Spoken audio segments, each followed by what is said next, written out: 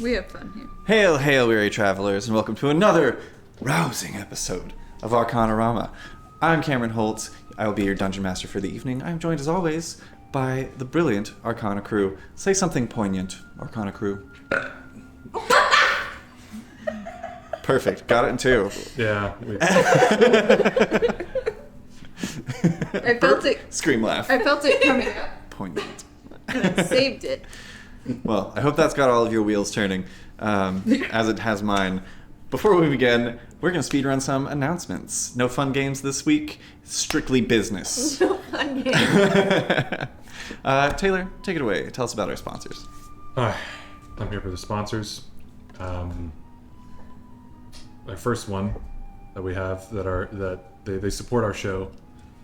They're called, what are they called? That is your job. More fun comments and games. More Fun Comics and Games, that's it.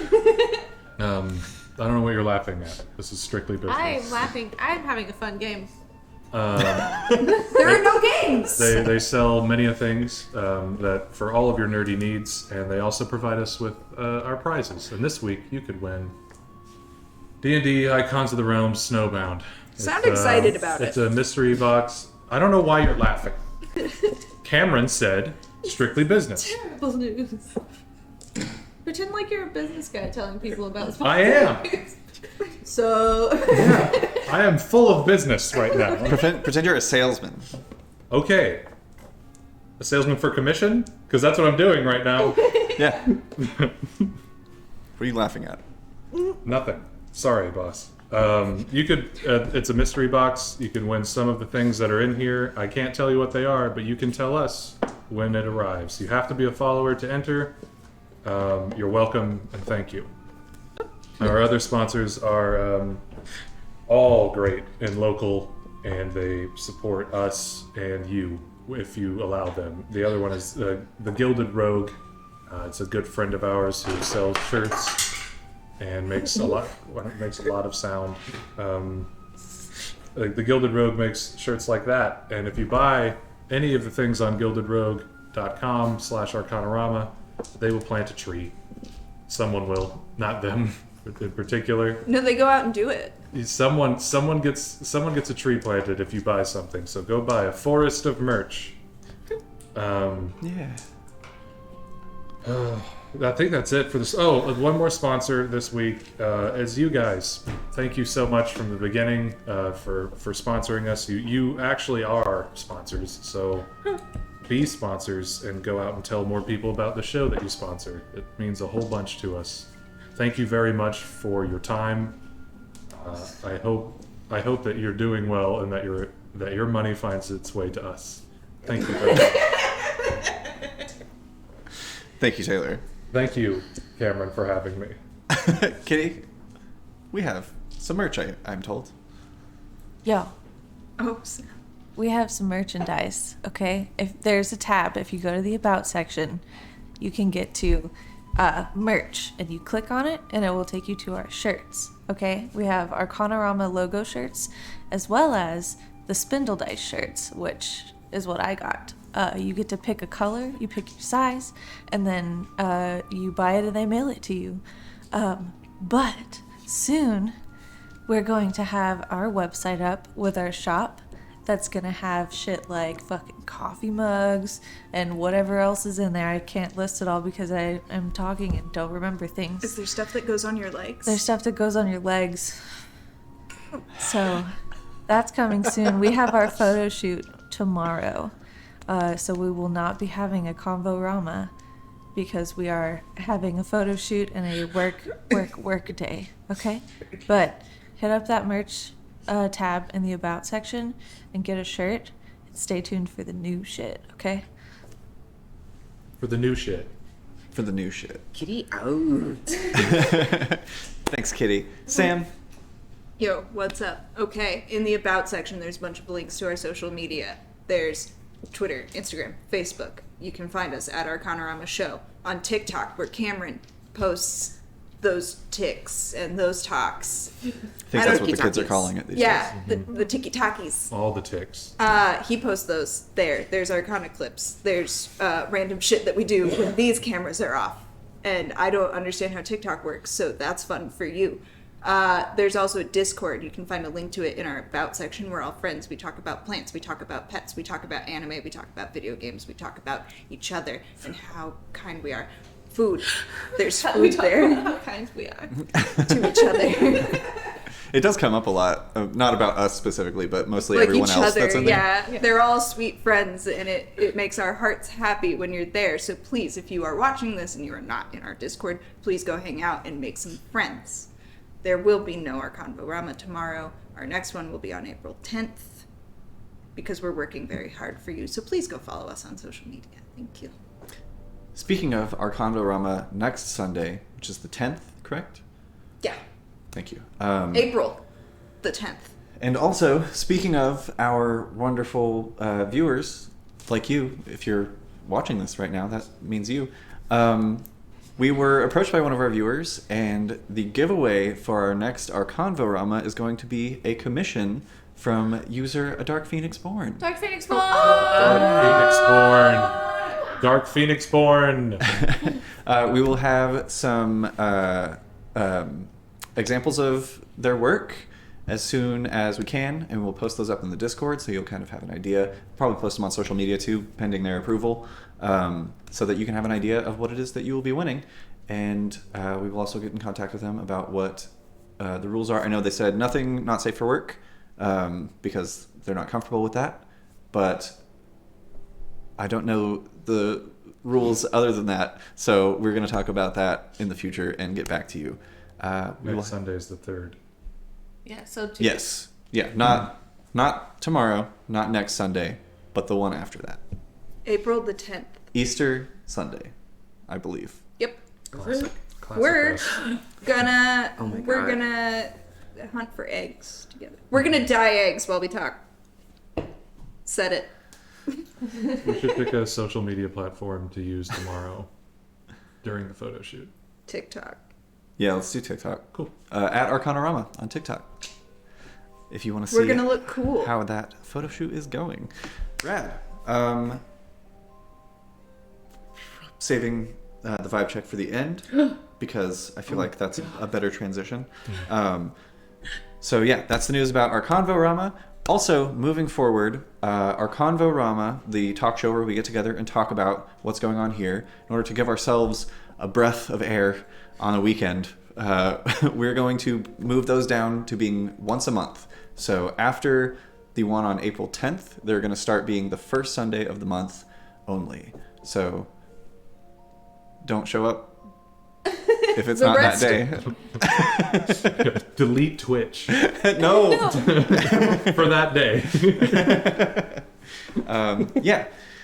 Also, we have one more giveaway this evening. The first one, the wonderful minis provided by More Fun Comics and Games, this kind of mystery pack of snowbound miniatures from WizKids, I believe, is we will tell you how to enter to win those when we go to our break during the stream, and we will announce the winner when we come back from our break. And then immediately following announcing the winner, we're going to tell you how to enter our second giveaway of the evening, which is this lovely set of Fantasy Forge dice. I made them myself. They're blue, they look like the ocean, they are called the Poseidon dice. You want them, you're going to enter to win them, and then you might also win them. If you're a follower. Shit. If you're a follower. Gotta be a follower to enter. And not from- Also, yes, unfortunately, due to laws that are outside of our control, you cannot be from Quebec, because they don't like it when people win things there.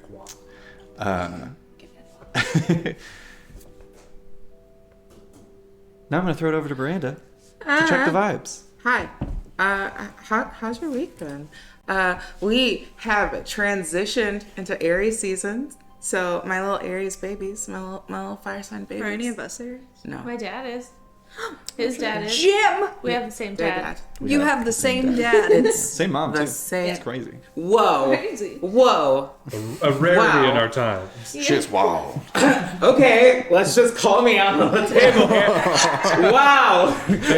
Wow. My Is it family. because we have different moms? Do we have disadvantage on our vibe checks now? Yeah. Disadvantage. You have the same parents.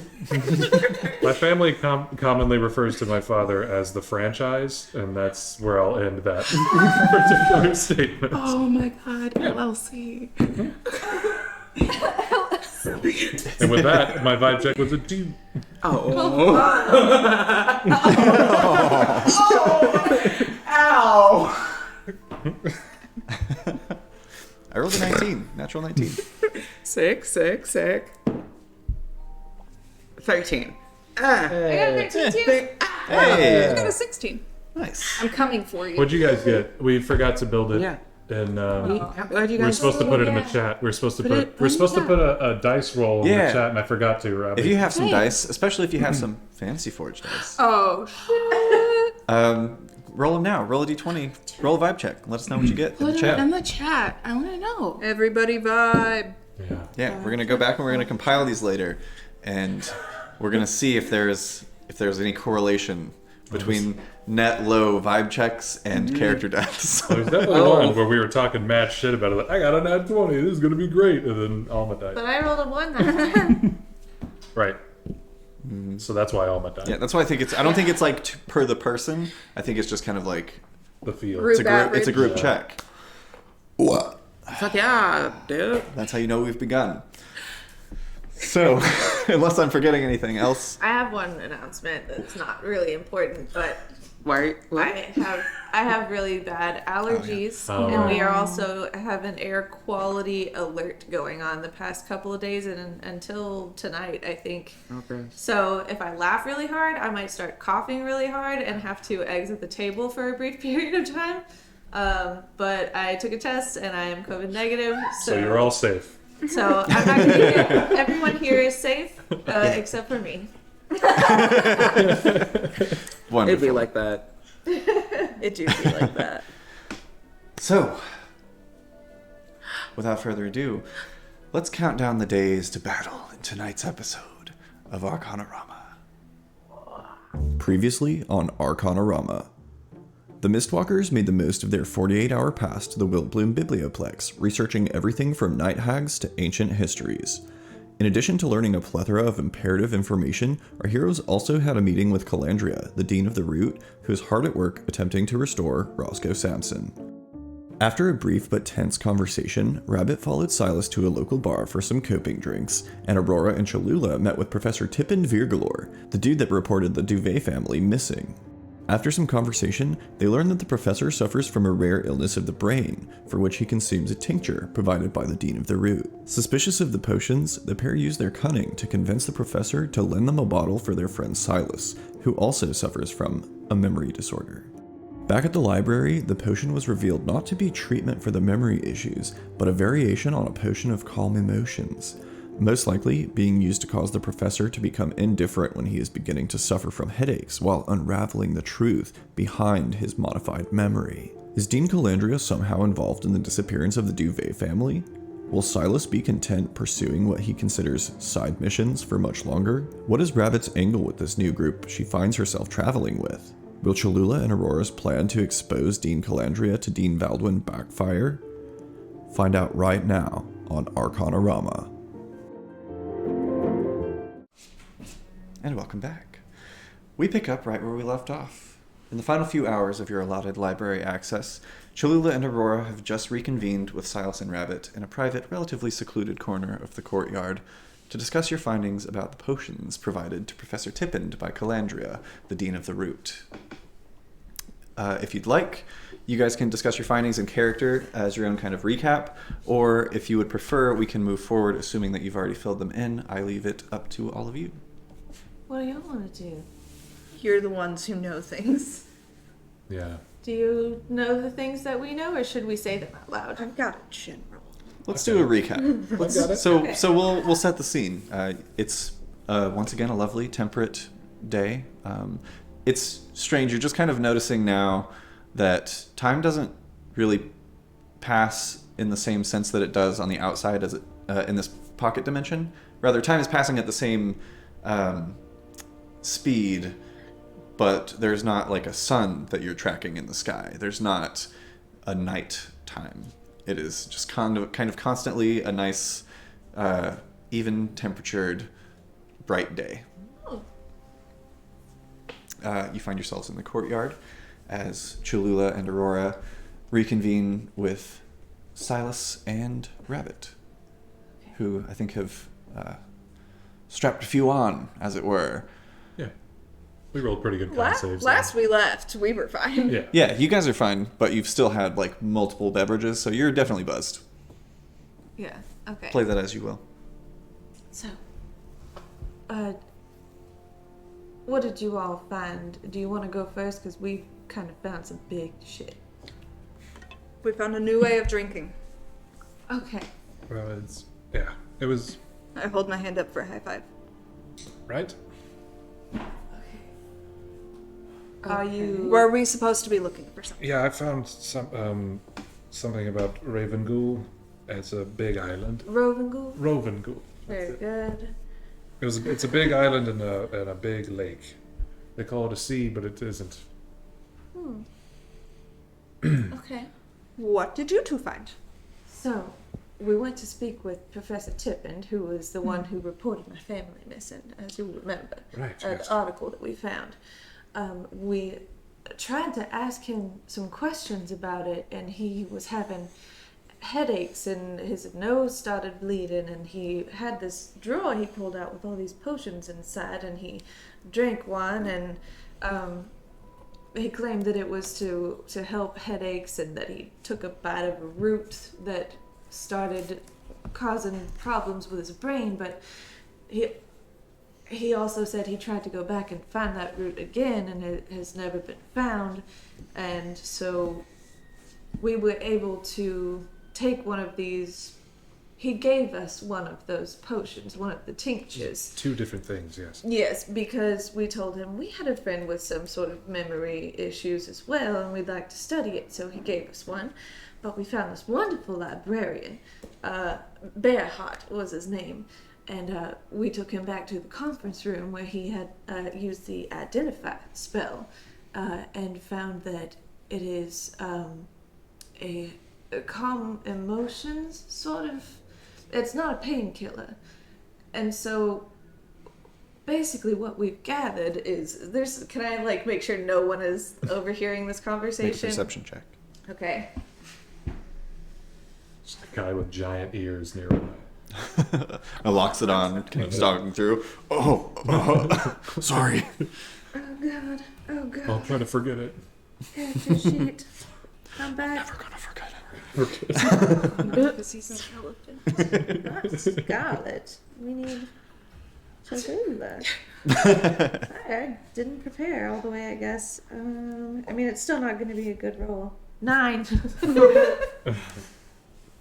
Looking around, you see a small group of students, 4 of them that are kind of on the opposite end of the fountain, but you're kind of tucked away in a more like grassy area, not directly in the courtyard. Looking around you, there's no one in your immediate vicinity. Okay. Can I kind of pull everyone in to try to like stealth conversation? Sure. Okay. Pretend I'm whispering, everyone.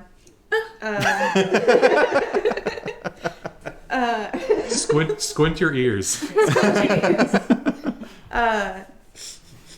What we found, and a lot of this is things that Aurora noticed in conversations. I was completely oblivious, but the dean, the one that's been helping Cressel, I think she knows something about what happened to my mother and the rest of my family, and I think that Professor Tippin knew as well because my mother was his superior, and I think she's modified his memory and has been giving him these potions so that when he starts to remember and it causes his body to do different things, he's actually taken a potion that causes his brain and focus to wander away from that subject to keep him from finding out and undoing the modified memory spell.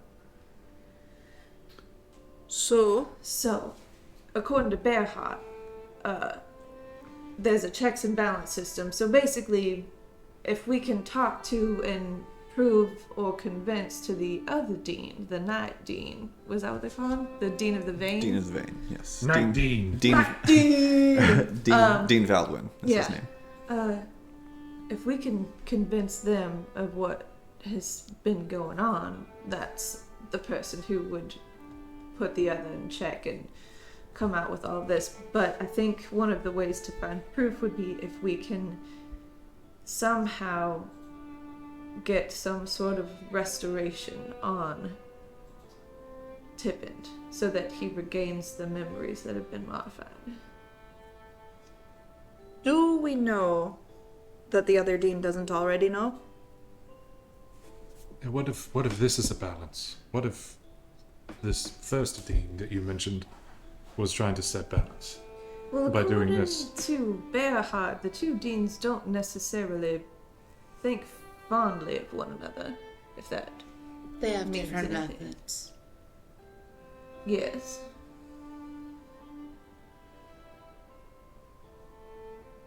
I guess there's no harm in telling him. Yeah, it doesn't hurt me.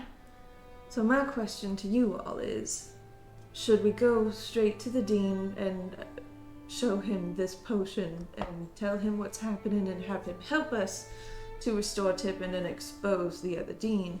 Or should we try to restore Tippin's memories on our own to have that sort of proof and validation to talk to the other dean? It would be more difficult to do that, but Might put Tippin in danger as well, yes. if he's found out.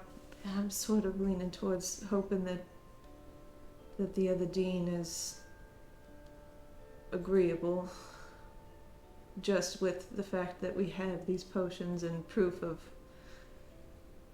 I mean, if he goes to visit Tippin to just talk about it, then he'll find the drawer of the rest of the potions, know that Tippin can tell him himself what he's taking them for, and he can say, no, that's not what this is.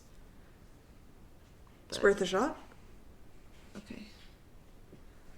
And if anyone has anything they still want to research, we'd have to talk to him anyway and get extended passes to the library. That could be Library. the reason why we're talking to him. I looked into what you asked me. The other planes. Yeah. And all that. You could. That's what I found. Was there a howl, maybe? Yeah, any methods or Shockingly, no. Not that I found. But I don't really do all the... Reading? I know how to read. Yeah. I think they mean magic. Right. Okay. There are potions out there, but I couldn't find like a ingredient list or anything like that. They rarely do that. I Good job in your findings. Thank you. Thanks. was also curious if I know we're on a timeline, we're on a schedule, but if we could go back by Colcathmouth, I would really like to visit Your my home. home. According to Tippin, it is still standing yet abandoned, and I don't remember if I said this before, but that could be a place. That whole street has been pretty much abandoned. It could be full of hideouts for the Silver Stake. But if everyone is agreeable and we feel like we have the time, I would like very much to go there.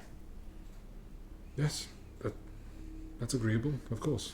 I'd say let's find out what we can about Tippin before we leave for Colcathmouth. Yes, of course. I'd love to get this. Who knows what we could find out if he gets his memories back. Okay, so What time is it? You said. Vin does something. It's impossible to tell. Right. That's what you were saying. Mm-hmm. Does it feel like nighttime? Make a survival check. Do I recognize any of the students around for the night classes? Last time it was night. You can make a perception. 22? No, this would be a history check to remember, to recall them. 22 Yeah.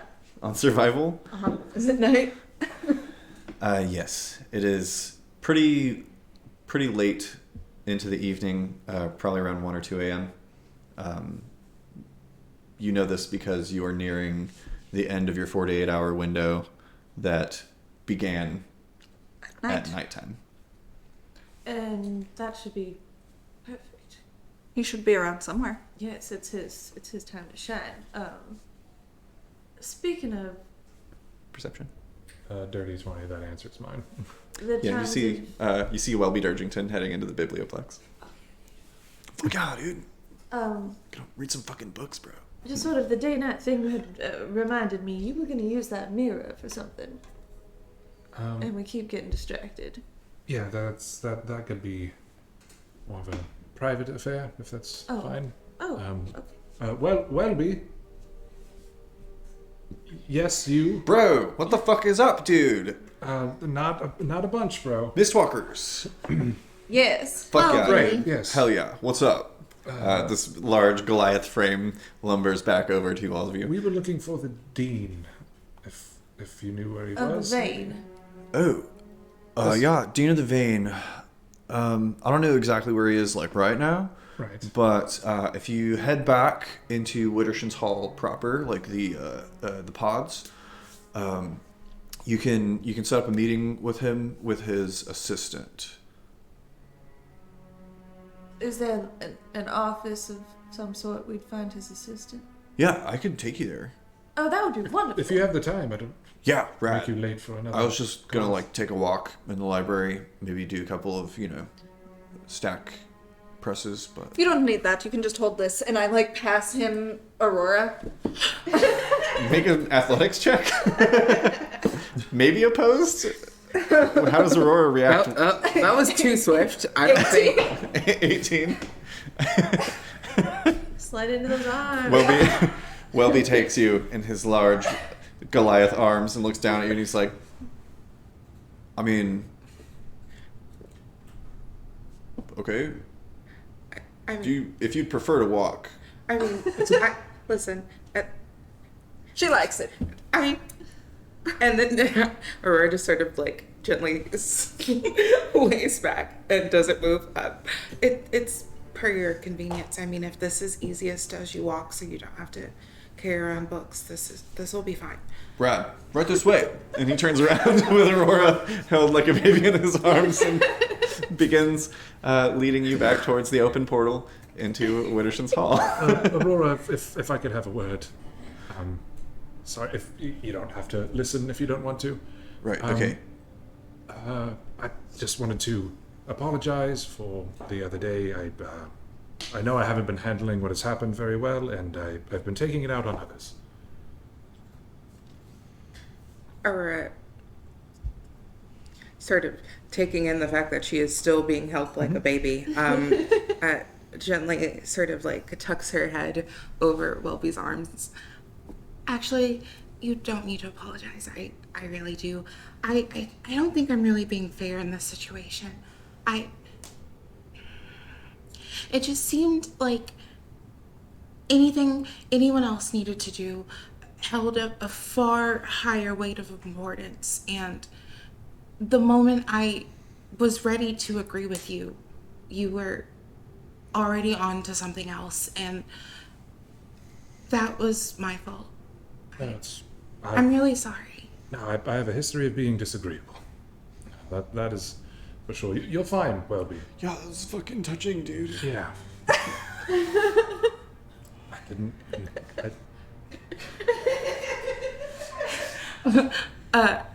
I sort of gently start patting Welby's arm. I really will try to be more conscious of how I choose to word things in the future. I really didn't mean to be abrasive, and what I said wasn't true. I do feel comfortable with you guys, and I'm sorry if I ever implied that what you guys were doing wasn't enough. And I'll sort of like gently sort of give Welby another tap. I think we can go, Welby. Right. Yeah, right. Oh, I was gonna come in and make everybody do a group hug around Welby. Right. I'm glad y'all talked this out. So mentally healthy, that's fucking rad. Fuck yeah, dude. I said not to listen. I wasn't listening. It's embarrassing. I don't. It's right this way. Welby leads you through a snaking pathway through the pods, where on your way, 17 passive perception, correct, for Cholula? Yeah. Cholula, you notice, kind of coming down the hall before anyone else does, Cressel Flintwick, and he's got like a number of jars and these like little lidded, or rather corked vials and things that he's kind of like balancing in his arms as he's kind of wandering through. Oh, Cressel. One moment. Cressel. How's everything going? Make an insight check. Okay. Last night, 20, baby! Whoa. Fuck yeah. Cholula. I'm very sorry. Stop. I didn't think it was going to go that well. Everybody's ears are bleeding. Cholula, you can very quickly tell that Cressel is in a heightened state of stress. Not great, I'm afraid. Roscoe's condition has taken a turn in the night. I'm on my way now. Calandria and Valdurn, as well as a number of students, are. I should take you. Sure. Valdurn is the guy we're trying to go meet, right? He's the dean, yes. Okay. Well, thank you very much, but he's actually this way, and we'll just go with our friend here. Yeah, for sure. You ready? Yeah. And He very gently sets you down. Fucking spikes you. tucks her knee and hairs. No, he very gently places you back down on the ground. Fuck yeah. Later, dudes. Thanks, Welby. And he heads off on his way as Cressel begins leading you through Widdersham's Hall. He takes you actually back through the winding pathways connecting the pods of Widdersham's Hall and brings you once again through the portal into the pocket dimension within Wiltbloom. He leads you through the courtyard, past the stone statue of Valdwin and the Biblioplex, through a set of iron gates. In this smaller courtyard, there are animated sculptures of various humanoids depicted in abstract manners that shift smoothly from one pose to another, likely some sort of art installation. You enter an impossible building of vertical structures that shouldn't be able to support one another. Like it almost looks like some sort of like poorly played game of Tetris. There's just a lot of like holes and sections and all kind of resting on this singular pillar at the bottom that you enter through. As you enter, you are led not up but downstairs to a basement complex. Stark white walls and lighting fill the space, as does the sound of your hurried, echoing footsteps. You pass through a set of double doors into a small viewing room where a number of students are standing from their seats, staring through a window with bated breath. Standing at the window, looking through with a furrowed brow, is Dean Valdwin, who turns to Cressel Flintwick as you all enter. Ah, thank you, Master Flintwick. He takes the various vials and jars and pulls out a drawer in the wall beneath the window, placing them inside. And as he closes the drawer, depositing the ingredients into the room adjacent, you get a view of what exactly is going on. You see through the window, strapped to a steel table, is the horrifying, hollow-eyed, mangy visage of what's become of Roscoe Sampson. His chest rises off the table as he arches his back, straining against the restraints that kind of hold him down, his arms and his legs. Standing in the room beside him, with a white cloth pulled over her face, is Dean Calendria. She quickly grabs the delivered materials and sets to work, placing them into a mortar and using the pestle to kind of like grind the ingredients together. Dean Valdwin turns to all of you. Miss Walkers, pleasure to make your acquaintance again. I'm sorry that it must be under these conditions. I'm afraid Mr. Sampson has taken a turn in the night. What sort of turn? We've managed to discover that the change taking place within his body appeared to be incomplete. it seems that whatever ritual was taking place when you arrived was interrupted before it was fully completed the way that it was intended to be. Yes, that was us. That was kind of our goal. It has been taking a toll on his body. However, it has left him in a more manageable state than if whatever this ritual was had been fully completed. Perhaps would have been irreversible at that point. However, for reasons unknown, the anesthetic that was keeping Roscoe sedated and his condition from spreading and worsening stopped having any effect. We're not sure why. It's truly baffling, but Dean Calendria is working her magic now as we speak. Who is administering these every time? Calendria, she is our most prominent herbalist and the most practiced in all of Wiltbloom, possibly in all of Mr. Nor. That's true. How close is Dean Calandria to us? She is in a separate room on the other side of a window, but she's maybe 20 feet in. She was actually just at the window. There's like this kind of drawer that when it's open in one room, it's closed in the other. That's how he deposited the ingredients, and she grabbed those from the window and kind of acknowledged Valdurn, and has now her back turned and is kind of like grinding things in a mortar and pestle. And But there are like adding students and ingredients. stuff in the room with us. Yeah, there are students that are. You can kind of tell by the general age range of the group that these are probably more experienced students, probably in their final years. Are we at the front? Like, are we in the way?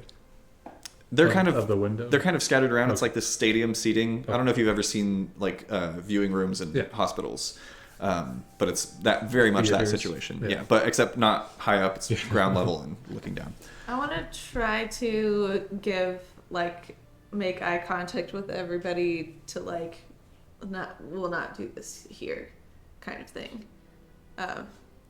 Since she's right there. Right. Is this room lead lined by chance? No, this one is not. The one that. No, this is not. No. And is someone watching Mr. Sampson when he's sleeping?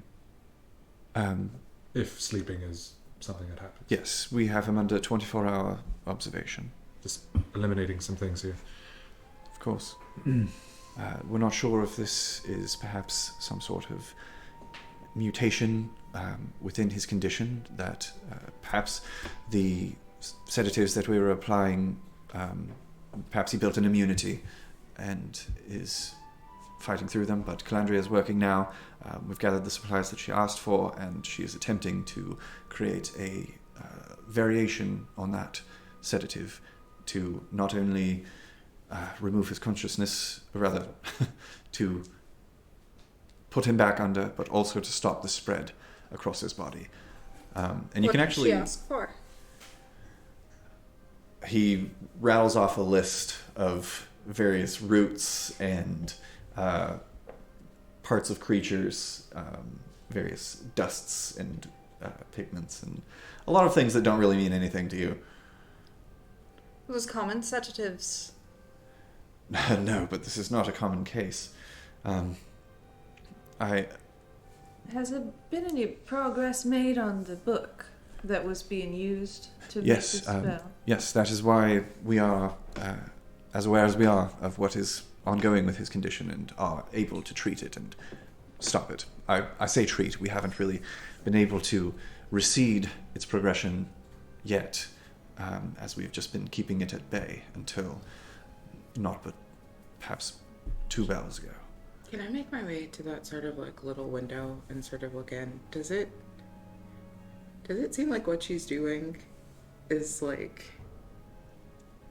non-lethal and helpful? Make an Arcana check. What can you tell us about this spell? It's less of a spell and more of a ritual. It seems to have some sort of transmographic elements. It's like some sort of strange combination of a transmogrification spell, which I don't know if you're familiar, typically a body is encased in some sort of clay or wax, and the spell is cast, the ritual is cast, and you can change the desired appearance or race of the being encased within it. And that's what the basilisk's blood and poison were used for, that turned them to stone and then back to... We have a theory that the basilisk blood was used in conjunction with the actual basilisks that were also themselves petrified. Yes. Probably awoken for use and then repetrified for storage. We think they were doing the same thing with their victims. They were petrifying them so that they didn't have to worry about any jailbreaks or anyone trying to escape. They were simply stone kept in holding cells.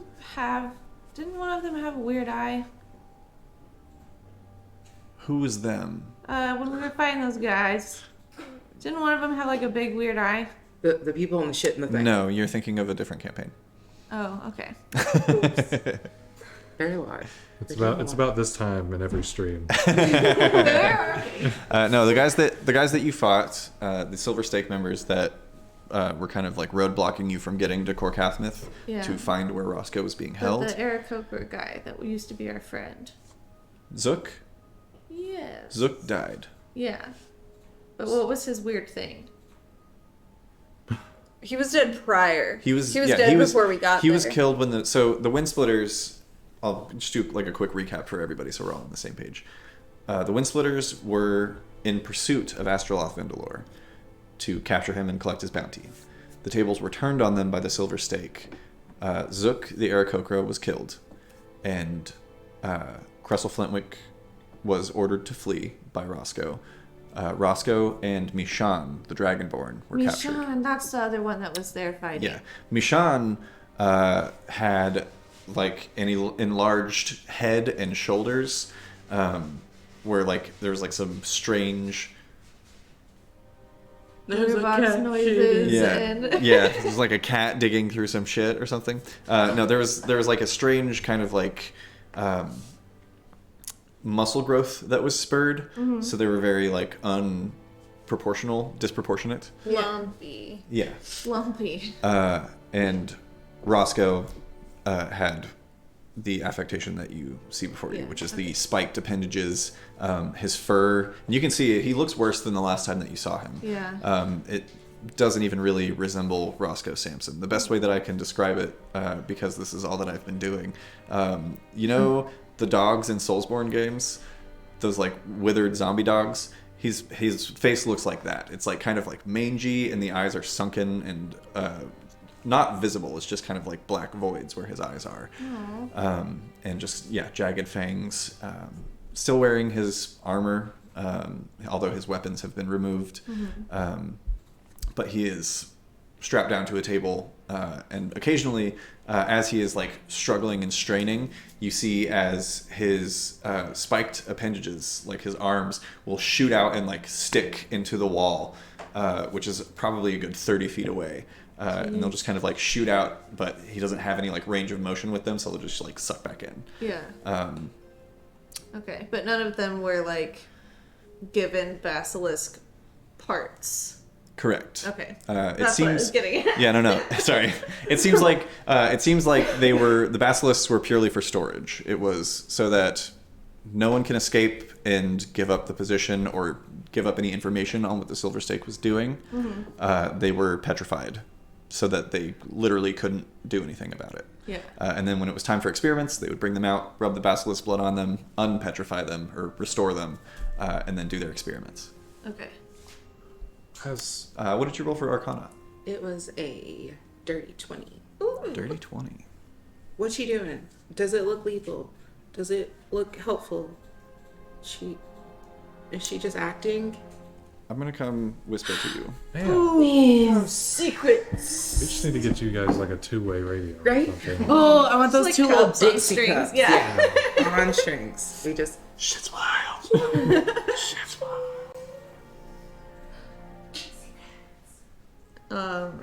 Yeah. The campaign that I had this eyeball confused with is Overdark, which we do on Mondays. You can catch those on Monday nights at 7 p.m. It's so easy to get them confused because they're both so entertaining. Yeah, they're so entertaining. And my accents are very similar and hard to keep apart. But this is just what I do. Are you okay? I'm good. I just shoulder checked the door. It's fine. Oh my god, I do That's that the all the worst. time. So how is Because it? your shoulders are so broad. You checked it, right? It's technically my elbow. Yeah. Yeah. Good door. Solid. You heard it here first, folks. This is a solid tavern. The door's in our tavern. Has the news of it being potentially planar helped at all?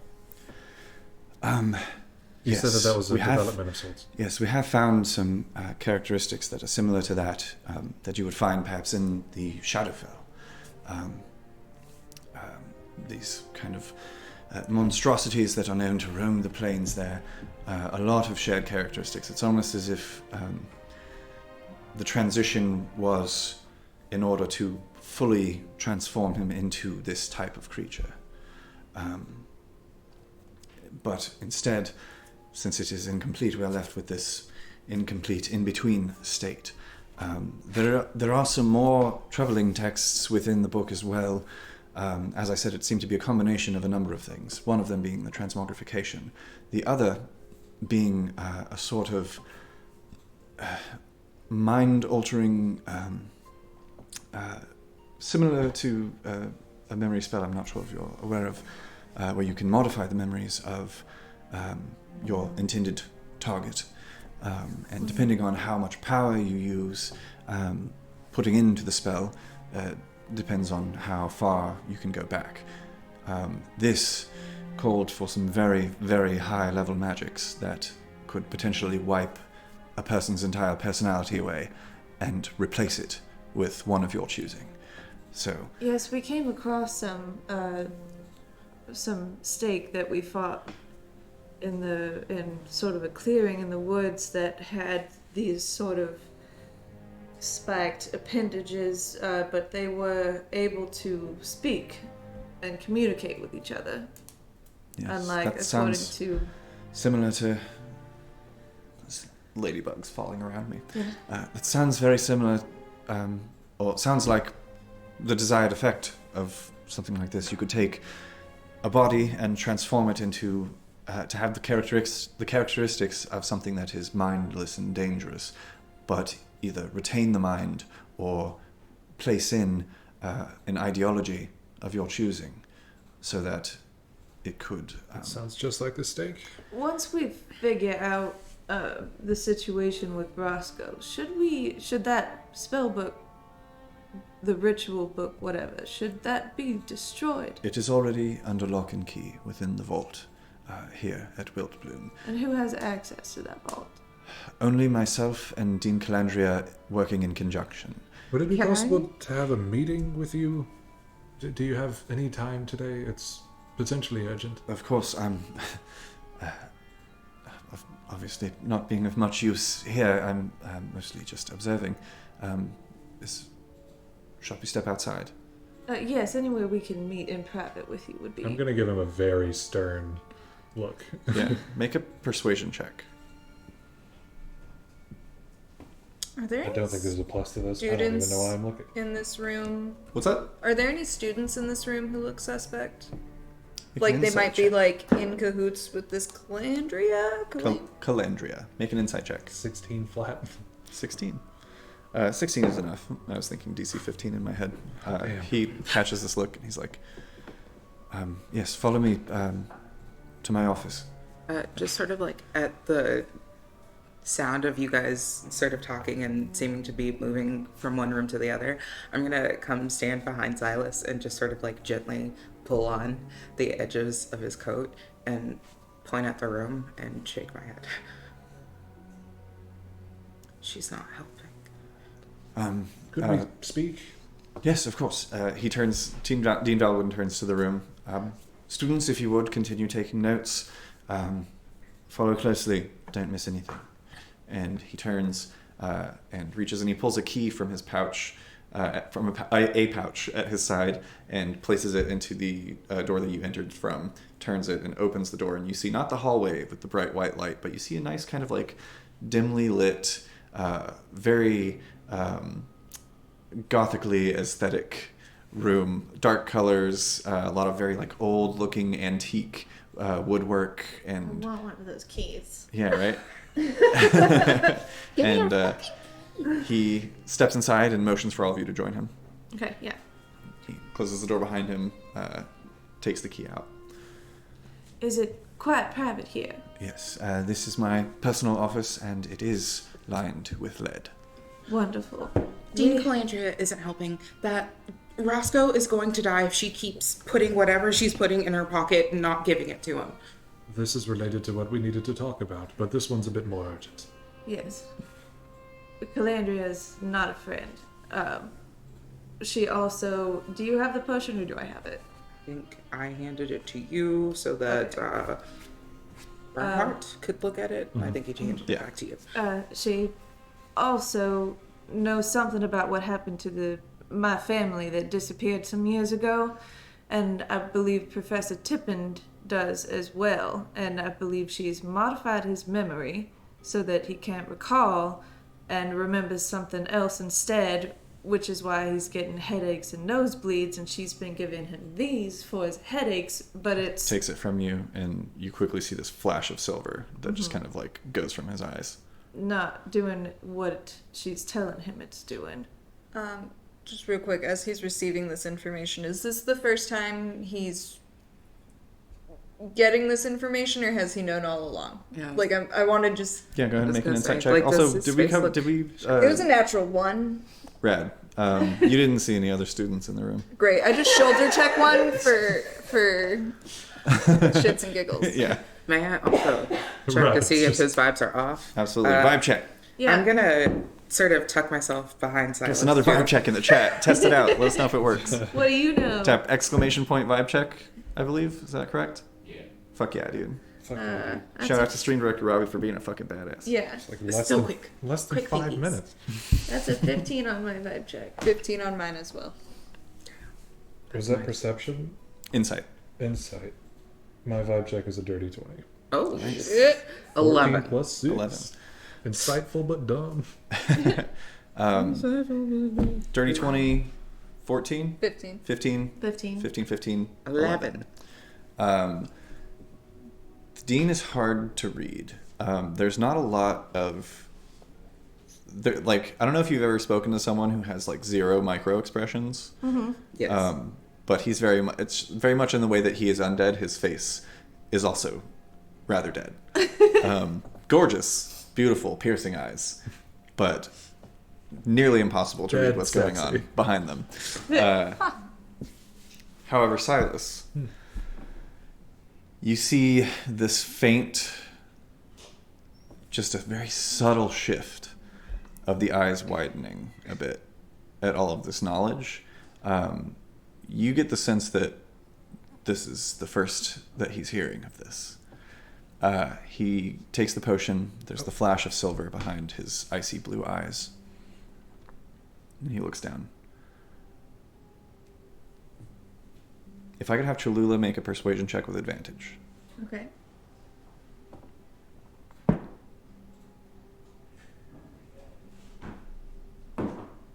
That's an 20 to me! Yes, it is. Sorry. Again. Yeah. We'll just put... This is incredibly troubling news. Forgive me, I've locked a cat away in a box for a later experimentation. Okay. I was asking rather pointed questions in the room, if that gives you any kind of clue. Could you, we're safe here. You can level with me. So you say that... I was asking if she was the only one seeing to Roscoe, and all of this seems to be Yeah, working she's out. been heading his recuperation as our most practiced And he took a turn. herbalist. He took As a turn. Tippend has apparently taken a turn. Yes, Tippend has been an odd case. This explains so many things I feel like I've been blind to for years now. We were told that you would restore balance, that we had to come to you. You did the right thing. We'll have to cover this carefully, with grace. I believe that this may not be the place to start. Obviously, Samson is in immediate trouble. But I believe that if we can restore Tippin's memories, he may have a lot more information that would be helpful to us about what Calandria is up to exactly. But in our dealings with the stake and the things that have been going on there is that there's a night hag that has been infiltrating many different scenarios that all of us have been separately and involved in together.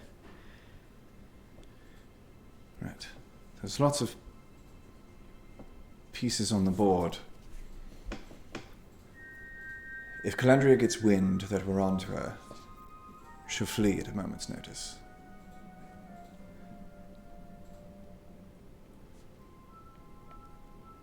Should we not find out what happened to Tippin?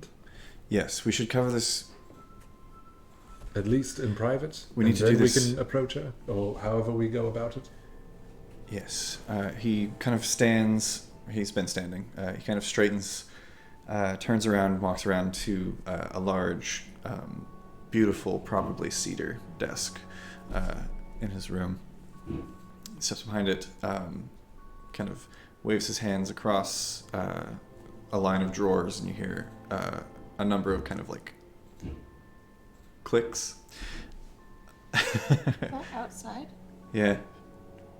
I don't know what it is.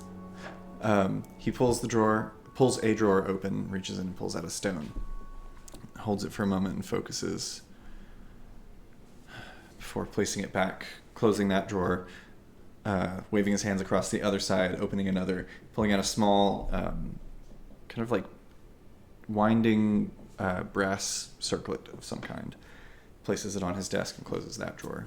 Waving his hands across again, you hear of several mechanisms locking.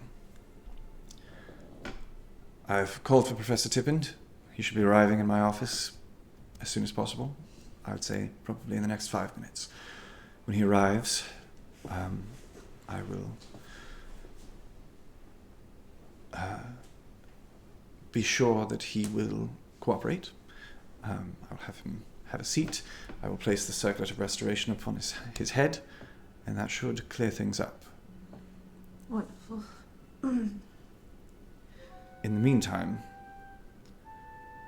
I feel uneasy knowing that Calandria is down there with Roscoe. You said you had students taking notes. Are they not your... They're our best and brightest, but if this got past me... Right. You said she was putting ingredients that we gave her in her pocket and using other things? No, well, when I looked in, it sort of looked like she was maybe preparing a spell or a potion, but it seemed like something that was really important to what she was doing. She slipped into her pocket or like into her cloak at the last moment, almost as if to like feign it still being in there, but she didn't put it in there. Dean Valwin's eyes dart from Aurora speaking over to Rabbit quickly before he looks down and takes a quill and parchment on his desk and begins writing things out. He sits for a moment and looks, scratches a few things out. I'm gonna peek over his desk. Make a perception check. He's not like hiding anything. No, I understand. I'm just a nuisance. Prove it. A perception? Mm-hmm. 19. 19. Yeah, you recognize these as the same list of ingredients that he listed off earlier that didn't make any sense to you. Do you know what it looked like that she was concealing? You see he scratches a couple of things off. She's going to kill him. Right now? She's making a poison. He closes, or rather he like rolls up the scroll. Where are the exits to that room? When we go back in, we can cover those. Just the one. I can drop all of you. It's just the one exit. We'll enter from that room. if I leave this open, it'll be a chain. She'll be locked in. Her escape, as long as we don't let the door close, she could only go from there to my office. But since there's only one door in and out of my office, the 2 rooms will be connected. There will be no exit. Right? Okay. Is everyone ready? Yes. Something like it. You think it's gonna be a fight? I pull my sword. I pull my staff. I pray it doesn't go that far. And he sticks his key in the door, turns it, opens it. And I need everyone to roll initiative. No. We're not going gonna be straight a into combat. This is just to kind of have the order of things. You gonna do this today? You gonna show up? As soon as initiative comes up, things. Gonna go super medium. It's like I'm here. Look at you. I don't see anything. I might get to Unless it's all- hit second or third. Ooh, And that's not exciting. last. It's very exciting news. Okay, let me get my affairs in order really quickly. You're having a what? Somebody... I mean, He admitted it in front of thousands of viewers. somebody... Hundreds Thousands? of What? thousands. Millions even. Speaking of viewers, if somebody wants to pitch Mini Arc Monday while I'm getting this in order... that'd We be did great. that earlier. did that while you were when whispering. Fuck, shit, Yeah, fuck. we can Oh, pitch shit, fuck. Arcanarama. Yeah, do that. which Every Tuesday at 2 or 3 p.m., depending on who's doing Technology. it. We draw stuff. Hot Yeah. people. We make them hot. There's an Arcanarama channel in the Discord, right? Yeah. There's a Yeah. there's a There's fan a art. fan channel. art. Oh, there is. We should make an Arcanarama channel, and then if you have ideas for drawing What can be drawn? prompts and things that you want to see us do, we can maybe have that created Yeah. tonight or tomorrow, and then you can be like, And it's always sexy, Do- so don't worry about it. yeah, do sexy fish boys in a boat. Yes. Or In a boat? Yeah, I don't know how to draw boats. fish out of water, completely wet. Excuse me? That was frosting that he was covered in. So tune in every Tuesday. He was coming out of a cake. Oh, okay. I found frosting, Yeah, to be a lot. icing, brushes. Stupid. They're anime brushes, right? Oh, yeah. It's great. Oh, wait, what was it? 200 followers? Yeah, 200 followers. on This gets Twitch? hot. We're gonna go page by page, number by number through like what is it, the monster manual, and we'll make them all sexy. I call dibs on Strahd. So if you like hot vampire boys, I call dibs on I'm your girl. big floaty eyeballs and tentacles. I would like to call dibs on Planetars. And before that guy who's like, technically Strahd's stat block isn't in the monster manual. Suck my Vampire. dick. But you can do vampire for sure, yeah. Yeah. Suck my dick. We're 3 away from 160, which is our current weird little like we need to get there bar. After that, we can relabel that to Oh, the yeah. monster manual. And Twitch emailed us recently and was like, hype trains boost your channel's visibility now. So get on that hype train. Yeah, I don't know what that means, but If you know how to hype. Is that this? So yeah, there's a little purple bar next to your chat that just says like, I've been subscribed for this long. Click that and it gets us a little bit more visible. You'll see little trains appear in your icons next to your name. Beep boop. You do you. But you know, just whatever gets the word out there. I'm gonna just take a quick Beep boop skidoo. take a quick pick of these initiative rolls Quick pick. because that's the most Why? consistently well that I've rolled for anything. Oh. Hey, some of those are on your side, so don't even Oh, worry. yeah, that's fair. Like But friends. still, Got like a whole staff of kids out there. Right? Yeah. We got like all of I don't think Gryffindor we out there. They can't get in, can they? The students, they're on the other side of the window. Yeah. they cannot. Okay. Because of how we're getting.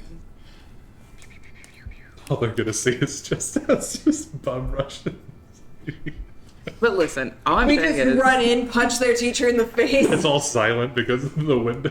It's just I would have paid some cash money if another teacher who I knew had beef with a teacher came into that teacher's classroom oh yeah. and just started throwing fucking hands. Whoever- Listen, I need to talk to you about something post stream, but like we had a high school teacher, he was trash. There were a lot. His name started with a Q. If his wife had come into his class and just... Was she a teacher too? Yes! Same hall! Like the little L section of that hall. Her class was right there. His class was right fucking here. So she could have Wait, ran in this her scenario, are pregnant ass. Calandria and Valdurn married? No. No, okay. so they don't have to they're be. just living Okay. in this world. I was just curious. Yeah. All right, I just anybody? learned some things. 25 to 20. Tune in on Tuesday. 23. 23. I tried. That's Kind of a low for low, you. kind of a low I know I Cholula rolled a roll. 9. Wow. Excuse me? I threw up in my pants. 20 to 15. 14. Oh, You get yeah, there. 16. I'm sorry. There we are. Nice. Hey. Oh, no. Grr. Hot diggity damn. Your initiative. You have a +5 for initiative. Rabbit? 9. Yo. Calandria is just like a Stuff. person, right? She's a human. Okay. Yes. Just some guy. She's like she's a little guy. Some She's fucking just a bitch. little guy. Just a baby. If you're just tuning in, Baby. Just a baby. if you're just tuning in, Cholula eats everything that she kills. That's why she's asking. For ingredients. Okay.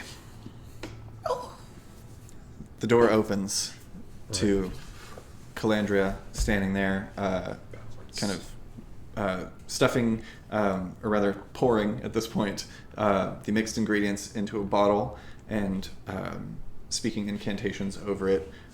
She's kind of startled as the door opens, but she continues the incantation, places a stopper in. Is everything all right?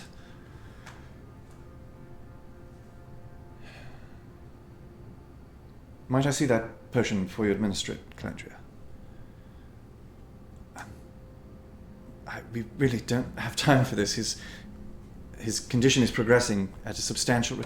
I'd like to take a look at the potion, Calendria. She kind of like rolls an insight check with advantage. She kind of like rolls an What insight are you check. doing with those dice?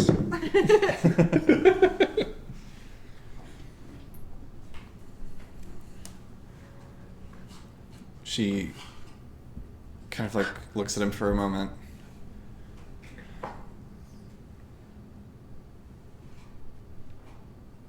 And we're going to go into initiative order as she begins to pop the cap out of the potion. Cholula, you're up first. Okay. We're like in a room. How big is this room? Yeah, At good least call. 30 Let's feet. do this. Let's do this. Let's do it. I know you were We're saying that doing his little it. arms would shoot out 30 feet and stick into a wall, but I don't know where in the room he was placed. Yeah, and also we don't want to be there. Yeah. I don't want to be there. For this session, the role of Roscoe Sampson will be played by this second This pig. feast. Cholula eats everything she kills, including this succulent Roscoe Sampson. I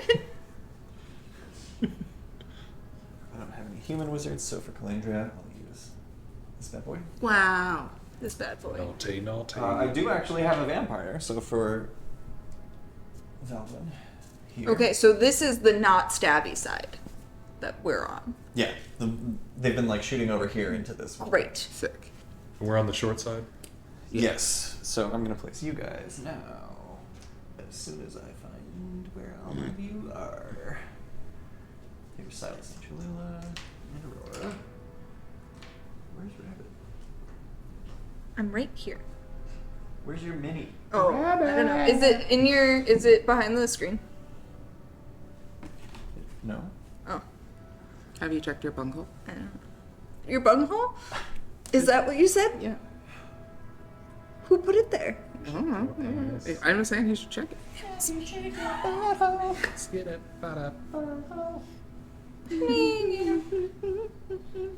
Fuck, I don't know where she went. I wasn't the last person sitting over here. Oh, it was me. Yeah. So, I'm gonna use Alma for now, and you're all gonna have to deal with it. Oh God. okay. Way to dealing traumatize with your it. player. Stop! She's already dead. Cholula, you're up first. Okay. I would like to let me see what this is. I'm going to bonus action steady aim, Okay. and I'm going to throw my knife and attempt to knock the potion out of this bitch's hand. Okay. Call shot will mean that you make this at disadvantage. So but then it it is an would be a attack roll. straight roll because of steady aim. Correct.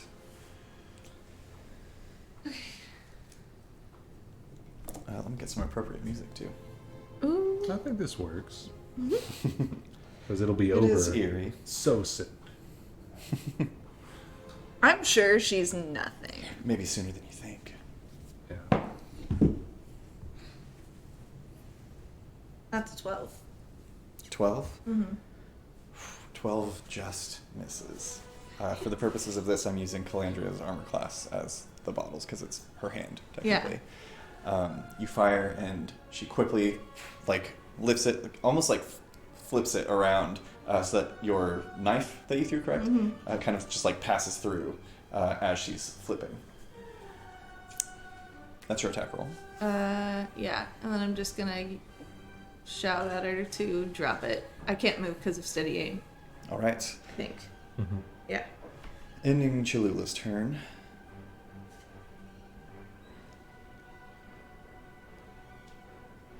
A knife was thrown.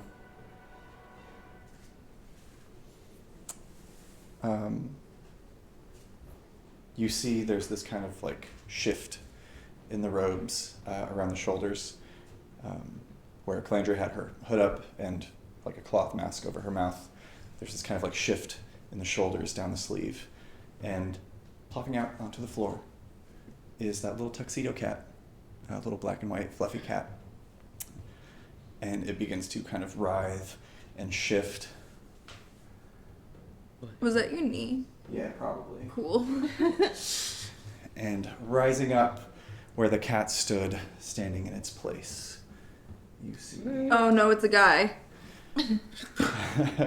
Close. That guy looks like he has salad on him. You see something unfamiliar to all of you, except for you, Silas. A wide, flat nose down the face, large, kind of almost bulbous eyes set almost into the side of the head like a prey animal. These goat-like ears that flop down from the side, a cleft lip that, as they smirk, kind of parts, revealing jagged, yellowed teeth beneath. You see the visage that, up until now, you've only seen in your dreams. Just as she forms, you see in her hand this strange little two-pronged fork that she just brings up and dings against her horn.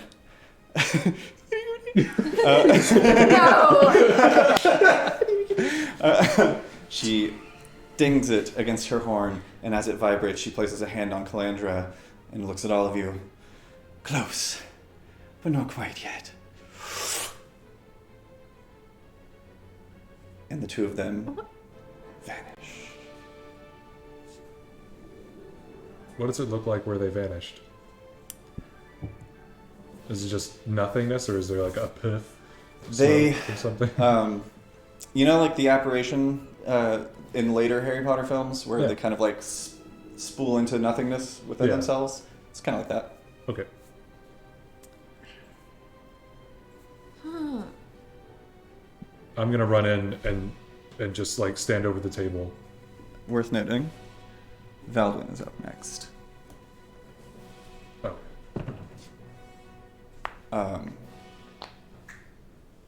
He kind of takes a step forward, trying to stop them before they both vanish. And he has a moment of just fuck. How loud does he say fuck? Why you gotta be like that? Super loud then? Too loud? I'm gonna make one more roll for him. That was for one thing. This is for another thing. That's a 12. He turns around. That was a tuning fork. They've shifted into another plane. I don't know what to do about this. I'm sorry, I couldn't.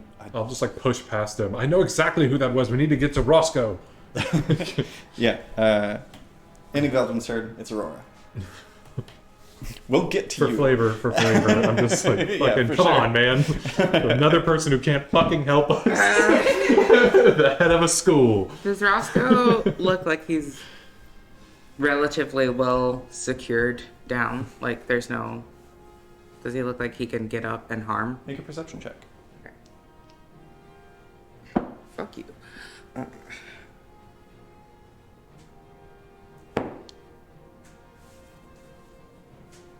11. 11. Still strapped down. Okay. Can I make my way over to where they disappeared, and do I see any remnants of any sort of like shit? Any like, I don't know, sulfur, any like shit on the ground? Is there? Make an investigation check. Sick.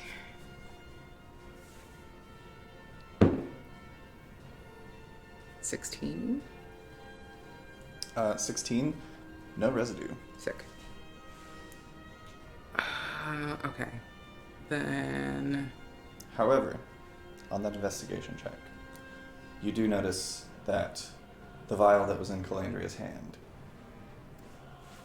has dropped and kind of unseen by all of your passive perceptions in the scuffle and the surprise appearance and disappearance, has shattered and coated these leather bands, keeping down the right arm of Roscoe, and appear to be eating through the straps. Shit. Can I...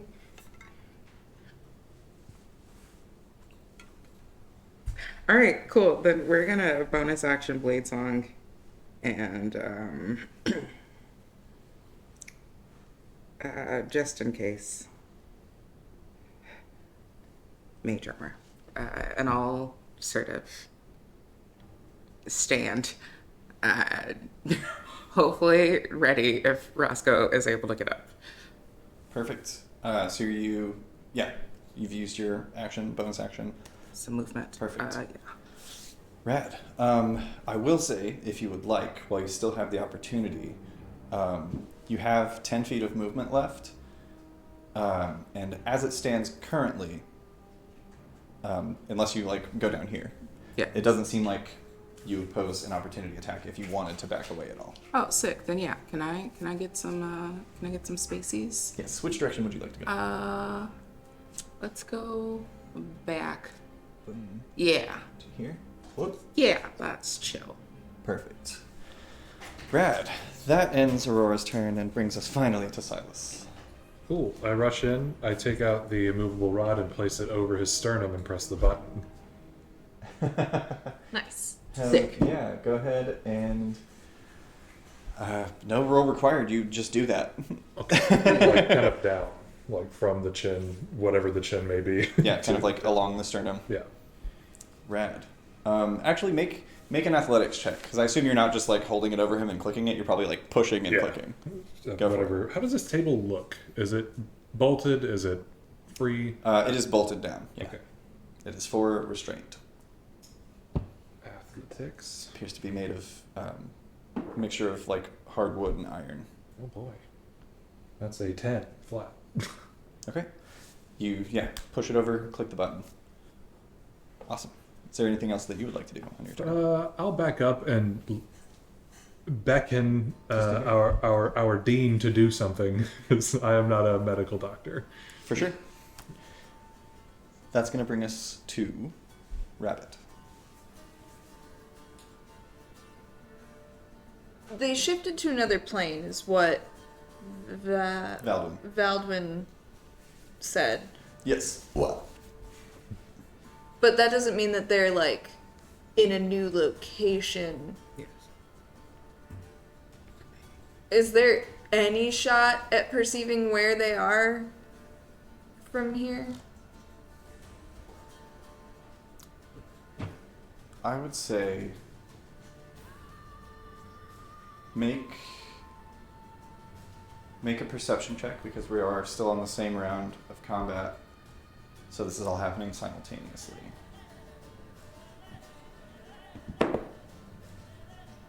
19. 19. Stepping into the room. If you step into the room. Ah, I can step into the room. How far would you like to go? Just get me next to Valdurn over there. Yeah. Okay. You smell this faint, sulfurous smell. That's all you get. I thought you were going to say more. It's not an easy spell to see through, especially as someone who's not an arcane caster. The fact that it was even identified by Valdwin knowing that the material components for a plane shift spell is a tuning fork is the only reason that you know that that's what happened. Other than if Silas had put that together with the notes that he had gotten. Yeah, from him. Right? From the library. From the library, that's right. Because you rolled a nat 20 to investigate night hags. Yeah. Is there a door to where the students are? No, there's a window on this wall, and they're all looking on in shock and horror. Cressel's in there too. What's Cressel look like? He's in shock. 100%. He's Probably like, on the ground again. Fucking Cressel. He's like jaw dropped, but like right at the window. He is the closest to all of you. Yeah, I'll just I'm just gonna hold a spear throw in the event that somehow this thing moves. Okay. If any of its arms go out towards Silas or Aurora, it's gonna get speared. Fuck yeah. And that's where I stand. Okay. Awesome. That brings us back to the top of the round. Cholula. Yeah, I would like to go up to Silas. And from my little side pouch, there's like a pouch on the outside of my knife roll, but since it's unrolled, it's like on the back. It doesn't matter. I'm going to grab those bluish violet herbs that I found, and I'm going to crush them up in my hand, and I'm going to cast Protection from Good and Evil on Silas. Fuck yeah, Oh, dude. snap! Hell yeah. I keep forgetting you're like a caster. Oh. Like a proper caster. Me too. And then, as a bonus action, I don't know how this works. I assume you're Yeah, like I go up to him and cast. and you're choosing Fae. Or is it Are we all sticking encompassing? with Fae or Fiend? We're sticking with Fae because Fae, we've yeah. we've ruled it already and we're gonna stick with it. Yeah. Yeah. I'm doing Fae. Hags. And then if I can, She's a special hag. as a bonus action, can I feed the Calm Emotions potion to Roscoe? As a bonus action? Like the potion, It or would, is it it? would take your full action to force feed someone a potion. Okay. I'll save that then. Okay. And I'm just gonna stay there next to Silas. Okay. So yeah. Rush in up next to Silas. You cast Protection from Good and Evil. Can you read that really quickly and let me know, does it do you have to specify what type of creature, or does it encompass all of the creatures listed?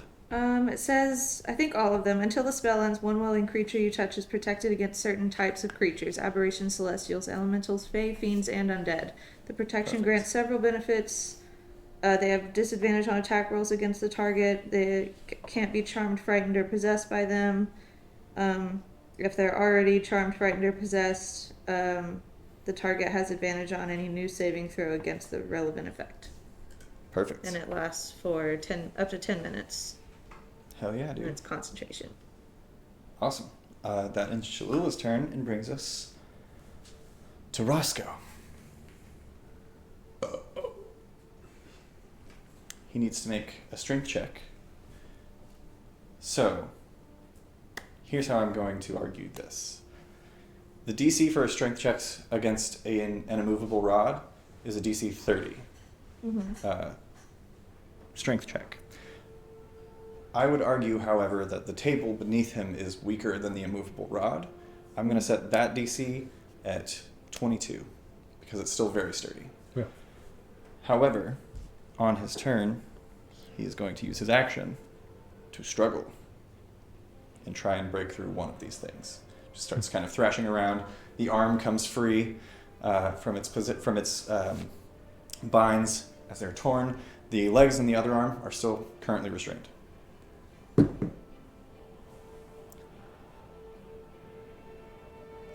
That is only a 15. So he maintains his position here and is just kind of like slamming down on the table. And that is all he can do for this round. And that's going to bring us to Valdurn.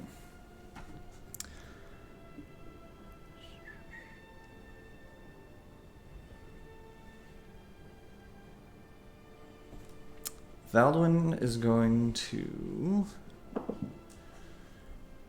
What is he gonna do? What's he gonna do? Why did you say that in the what are those? Yeah. What are those? B-box. Like Reeboks? Yeah. He's going to step forward to the table.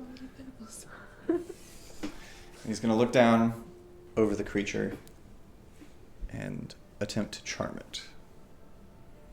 Ooh, a charmer. Because it is technically humanoid.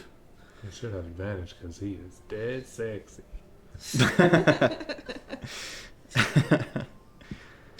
Hey, maybe save him some of that flailing for later. You think this is his type? Yeah, I think so. Knife hand Yeah, dog? based on, yeah, What them tentacles do? yeah.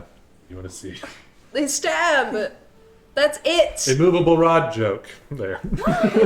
I already made the best one on accident. Yeah. We have a rod and a hole, Yeah. is what I said about what it. do we do? Yeah, I don't see anything here that says that it can't be charmed. And it is technically humanoid, so I'm going to make it a wisdom saving throw. Yes. Wisdom saving throw. That's an 8.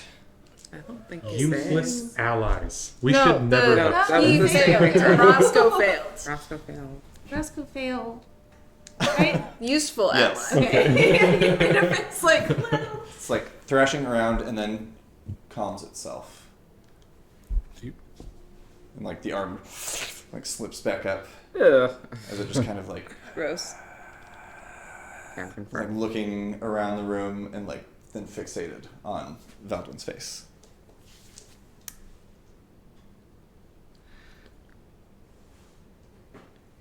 Interesting. Okay. That ends Valdwin's turn. It is way harder not to kill something than to kill it. Oh, it yeah. turns out. Mm-hmm. It's like life. What? Huh? What? Buddy? Just always killing it. You know? Just crushing it all the time with all of my success. Valdwin looks down. You pulled out the potion, correct? Yes. I want to make a quick insight check Okay. for Valdwin. I'm going to say this is probably like a DC 15 to see you holding that potion and know what your plan is. Yeah.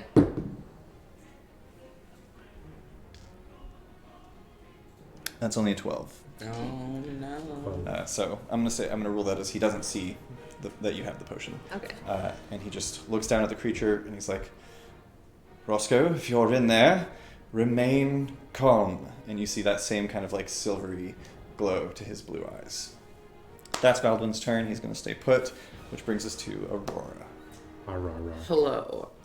So, real quick, was Calandria sort of making this potion via any sort of like book or materials in the room? Okay. I mean, materials, yes. Like, it seems like she had materials for something that would be helpful, but she took out a couple of things that made it poison. Seems that way. Okay. Could I potentially, from the ingredients left in this room,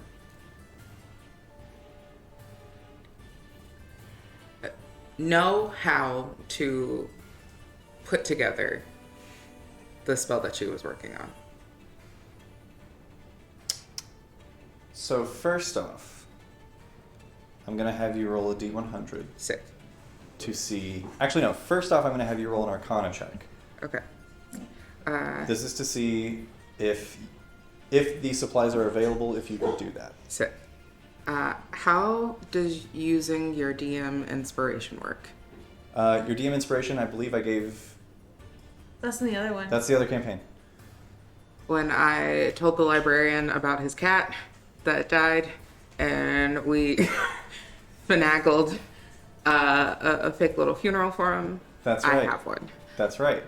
Oh damn. I That promise I don't essentially- cheat. No. You just take amazing notes. Yeah, that gives you advantage on this roll, because I don't think I Okay. specified a die I don't remember. number No. at that time. It's like I wasn't smart enough to write down a number. Okay. I don't even remember you getting inspiration for that. That's amazing. Well, because Yeah, for those of you at home, there's two types of inspiration. There's Bardic Inspiration, which is, depending on the bard's level, you get an extra die, like a d4 or d6, up to a d12, depending on their level, to add to your roll. DM Inspiration is like you just have it, and it gives you advantage on a roll. But sometimes I do both. So sometimes I'll say, like, you have a d6 Inspiration because I like having that sliding scale, depending on how inspired I was. I inspired the fuck out of you, dude. Yeah. It was an Arcana check, right? Yes. That's a 27. 27. It wouldn't be easy, but you're pretty sure that with your knowledge of magic, you could create what she was aiming for. Now, Sick. I'm going to have you roll a d100. Okay. This is to determine if there are enough materials left over. I'm going to say there's probably a 15% chance because she is very, very particular. That's right. And she was putting shit in her sleeves or Mhm. whatever. She's a practiced hand. So does that mean the number 15 or lower? Yes. Sick. Okay. I mean, we're pretty good at that. I'm gonna do it too. No. That's a I was 78. The first time someone rolls over a 25. You're right. All right. Yeah. Looking through, you are certain that the imperative ingredient was the root that she stuck into her cloak and evaporated with her. Okay. But I like where your brain's at. That was a great round. Cool. Is there anything else you'd like to do? Was that just sort of a free action to do those checks, or were those my action? I'm gonna say that was your It was full. like that took enough both of time. those were your full action because you would have had to like root through things to find the ingredients missing. Cool. Okay, that spell has a pretty far range. So I'm gonna go ahead and take like 2 squares more back. Yeah, for sure. Boop, boop, Sick. to there. Right. And that'll do it. That's where I'll call it. All right. Ending Aurora's turn. That brings us to Silas. My PP is 16. Yes, it is. Could I grab the bottle from Cholula? Yeah. And force Roscoe to drink from the Calm Emotions bottle. Yes, especially since Cholula is right next to you. Absolutely, with your passive perception, you notice that she has this potion bottle and her eyes trained. Cholula would probably allow this to happen, Yeah, for correct? sure. Yeah. No, it's mine. So yeah. I'm doing it. Stay out of the room. No roll required because the creature is charmed Oh. and is not resisting. You take the potion from Cholula's hands, step forward, and force it into the mouth. I will go a little bit outside of initiative order for this, just because Valdurn would see you approaching and start doing this. It's not an easy thing to force feed someone a potion, but because he has this creature charmed, and technically it has to follow his orders and regards him as a friend, he says, "This is medicine, drink it." And it willingly drinks the potion. Nice. Could I turn around and bang on the glass and just be like, "Get help!" like into the glass to all of these like doe-eyed idiots. Yeah, out there. make a persuasion check with Can I disadvantage. retcon it? Can I bang on the window? Yeah, for sure. With a bit of shadow Make an behind it? intimidation check Okay. with disadvantage. All right, cool. Why are you trying to I'll have a +0 to this. But now the question is, who are they going to get help for? Who are they going to get That help one's from? fucked. Wee. Each. I get another Like the only other disadvantage. professor I know of, can't. It's the same. Ain't got no. I mean, I'm sure there's like It's millions of eight. millions is an exaggeration. 8. How many professors are on any given campus? Listen, 10? when I was going to school, sometimes 2. Did the medicine take? When I dropped out Or of is that a school, round? I knew of It's one instantaneous. Of So my teachers. you apply the potion, and there's not really much of a change, because the creature is charmed. However, that does free up Valdurn to do other stuff. Okay. Rad. Does that end your turn, Silas? Now you are at the window, facing class and begging. Yes. Okay. Rabbit.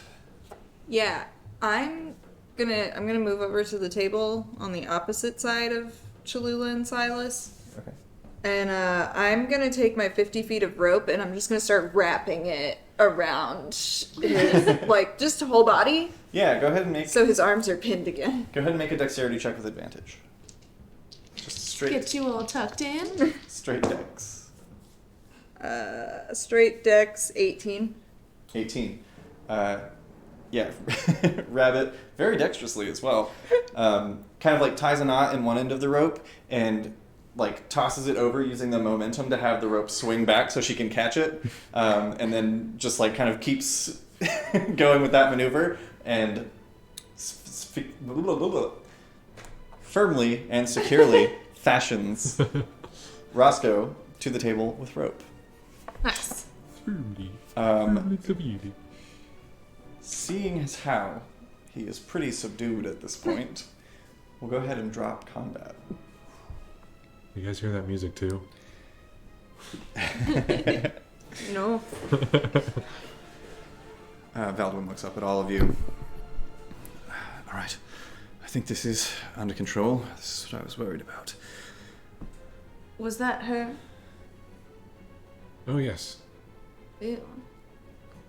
Not always that form. So, That was how long do they stay in the other plane? Do they come out wherever they want, or will they be back here?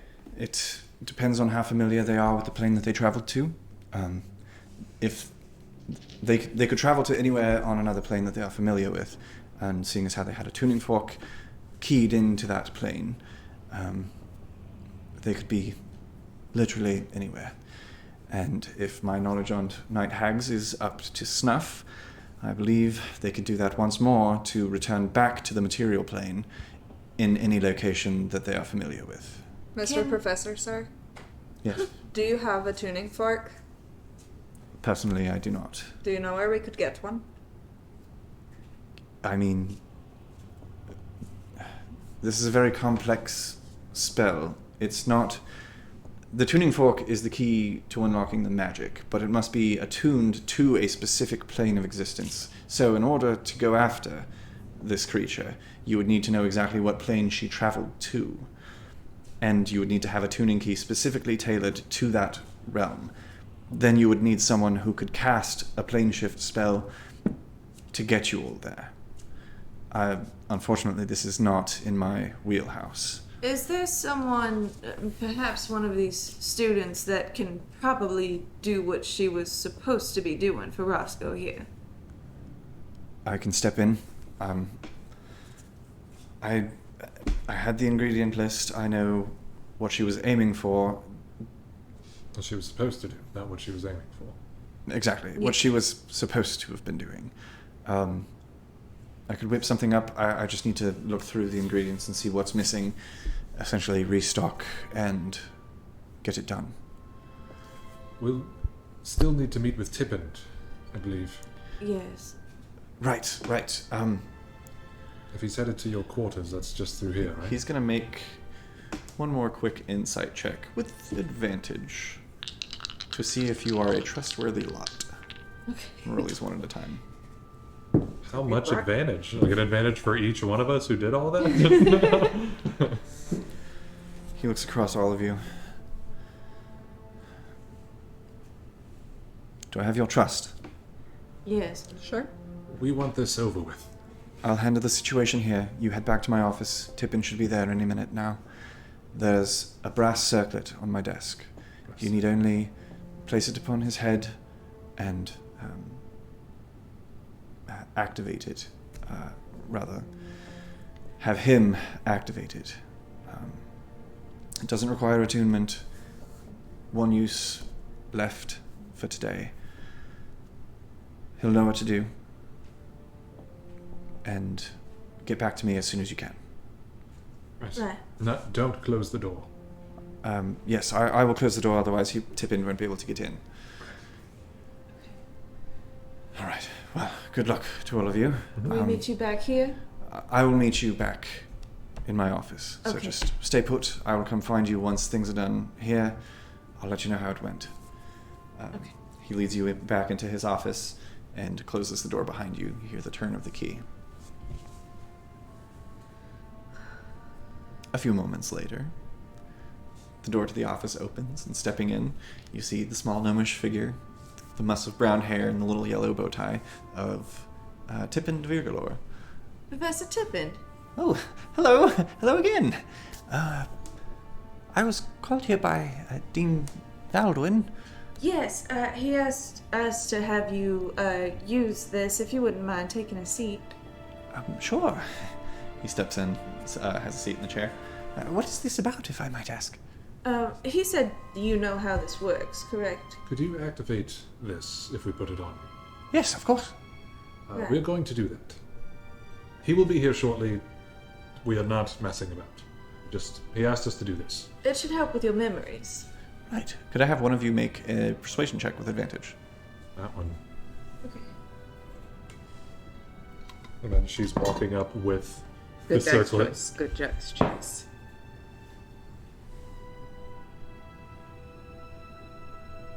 21. Yeah. All right. Tippin walks over, has a seat. You hand him the circlet. He places it on his head, closes his eyes, and you see this kind of faint golden glow to the circlet that kind of like flares for a moment before dropping down.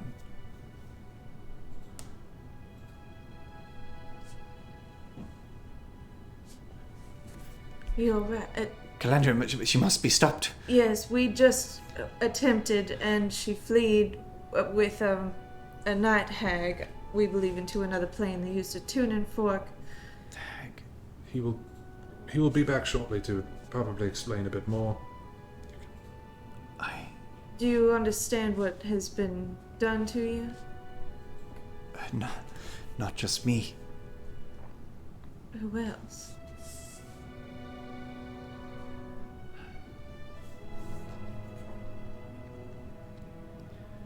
A lot of people? Anyone important? Anyone we should act on now? No, not. It's not like that. Who do this? Yes. Calandria. She has always been a go-getter, an ambitious woman. She puts on an air as if she cares for the life of every creature, and she does care for the lives of some creatures, but she is not opposed to using Dean Valdwin's learnings for her own gain, and he's less than gentle with his subjects. Rather, he's very gentle, but most of them are dead. Mm-hmm. But that's never deterred Calandria from using his work in her own research. Melisande was... I should begin at the beginning. Beginning? Yes, the former dean of the Root.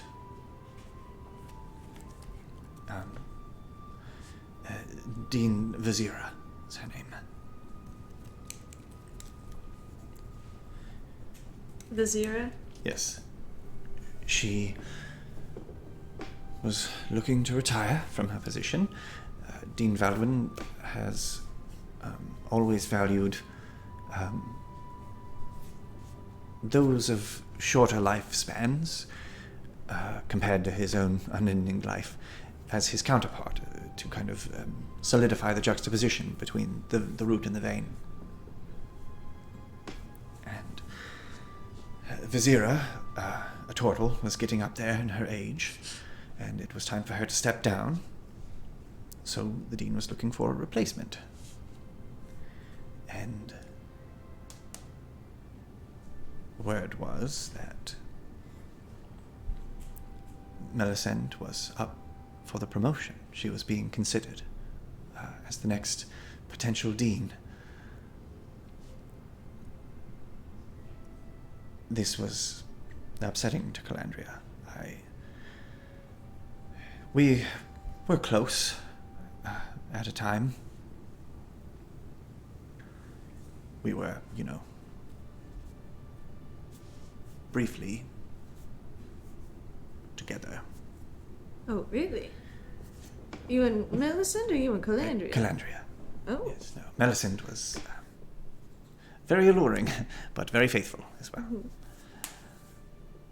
15 children. Heavens. Sorry, Calandria Ridiculous. was distraught. She told me one night of a dream that she had had. Oh, shit. A bright, glowing silver fire appeared before her and surrounded her with a shroud of warmth, made her feel calm. It was the calmest she had felt in weeks. She'd been stressing about the decision. And so she told me about this dream, but I'd had a feeling that she wasn't telling me the whole story.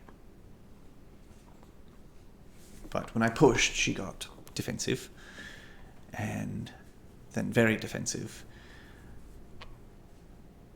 But she kept mentioning the silver flame that she would speak to in her dreams, and it would bring her such wonderful joy. Pretty sure that silver flame just got her out of here.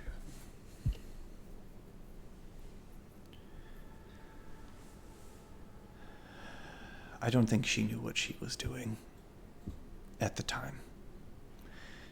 Her ambition clouded her judgment. She was willing to get to the top, claw her way there, regardless of those around her. We separated. Was your separation amicable? It wasn't violent, but I wouldn't call it friendly. She didn't have time to be wasting on me anymore. She had goals and things to accomplish, which is respectable. But she was just very cutthroat and became conniving. And I couldn't deal with it anymore, so we separated. And when I heard that Melisande was being considered as Vizira's replacement, I thought that must have been very upsetting news for Calandria, so I went to console her. And when I found her, she was speaking with this figure, this woman. She had a very soft way of speaking. I admit I lingered at the door a bit before making my presence known. A gentle voice, but sharp.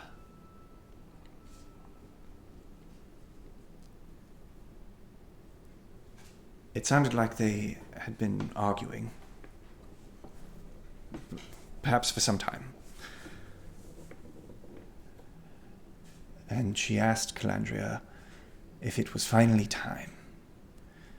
Finally time to call in the favor, to make the wish. I didn't hear her say anything, and I waited a moment, knocked and entered, and found Calendria in the room alone.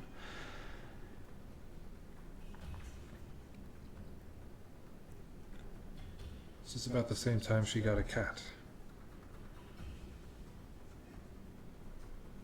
Yes, well, she was always surrounded by animals. Birds chirping and shitting where she walked.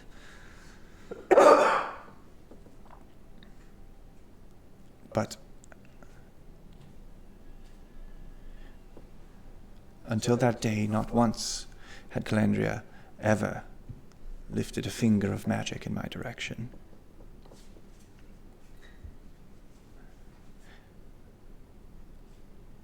But that is the last thing that I didn't remember.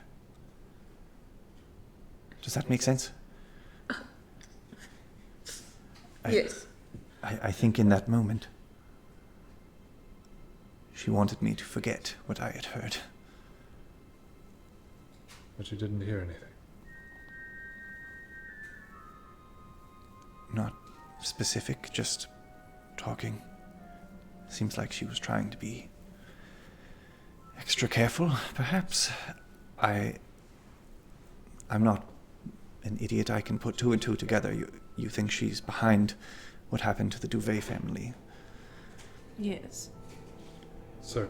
I'm afraid that you're most likely correct. I don't think she had a direct hand in it. I don't think she herself went down to number 6 Covea Trail. But she wanted so badly for something to happen that she wished for it. But why the entire family?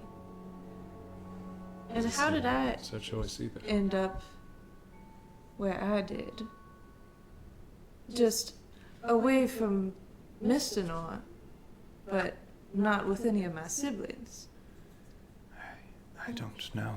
Maybe if, from what Silas says, it sounds like it's a wish that gets kind of twisted and turned. Maybe it wasn't so much I want to be the new dean, but I want someone out of the way, and the details were less, I don't know, specific.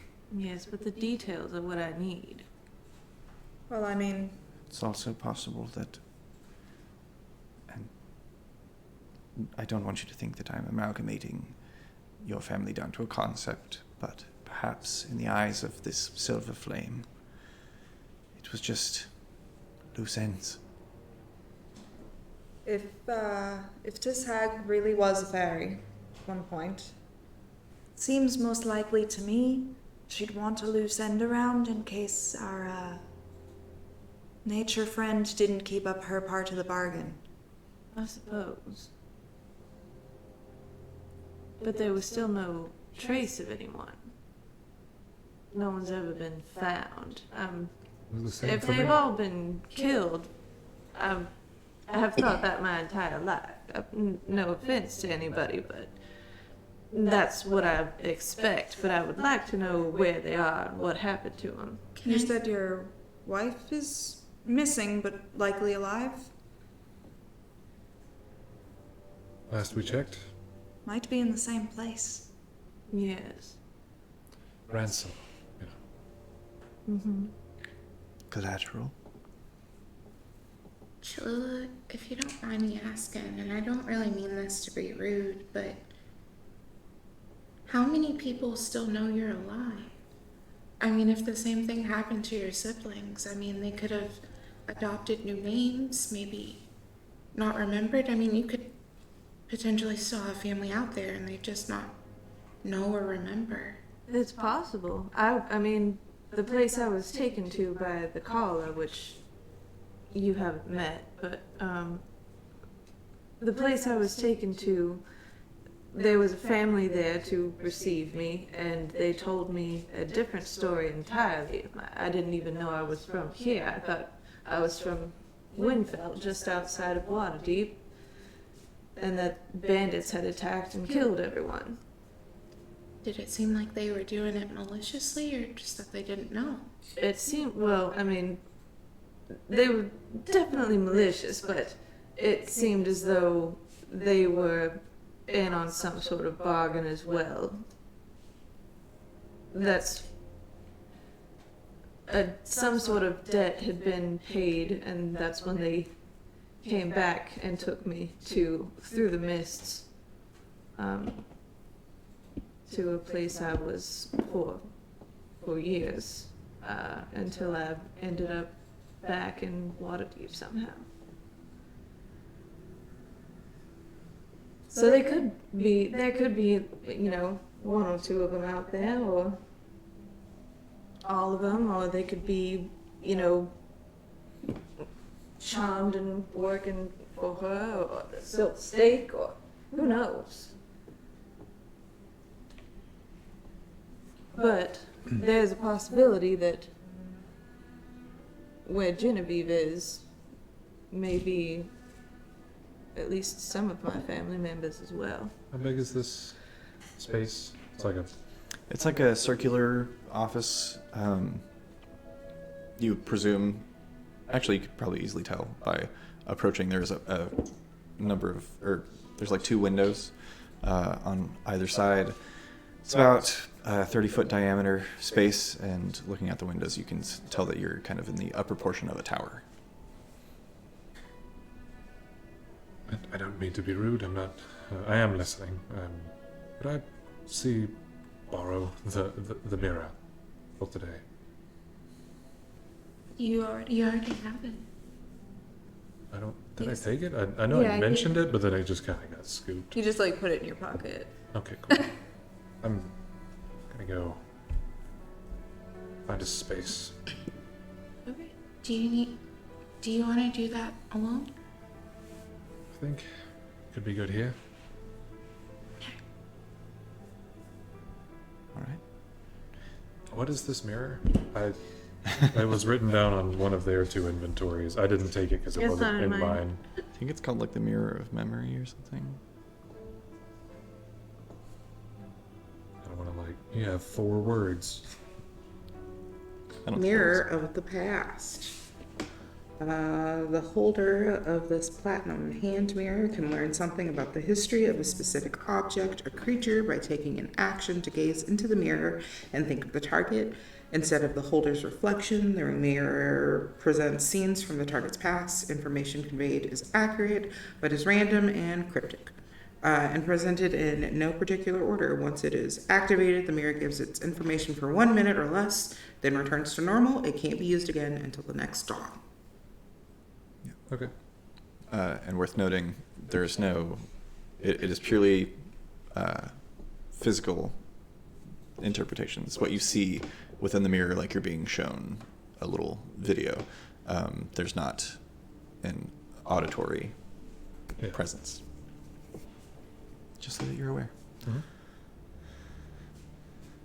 Silas, you step out of the room. Well, away. I was told not to leave, so right. As private as I can find in this area. I don't know how small it is. It's like a 30-foot diameter, so you guys can separate yourselves if you'd like. Sure. Yeah. Wonderful. I'll give some silence and space. All right. Tippin kind of heavily spaces out. Super dissociation. Yeah. He's got several years of repressed memories, and he's taking a look at those and trying to parse them. I wouldn't go digging too far, but I'm sure there's some kind of libations around here. We need to take the edge off.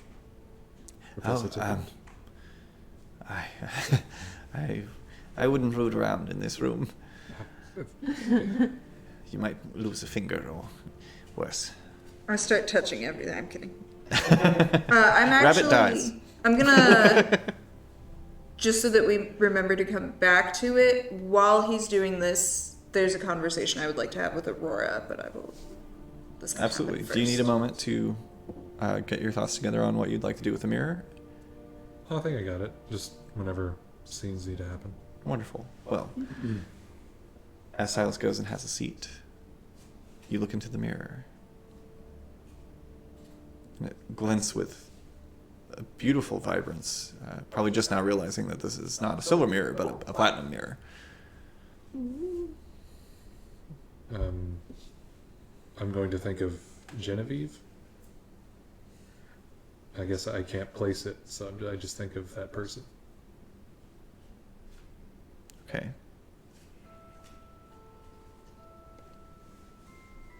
History.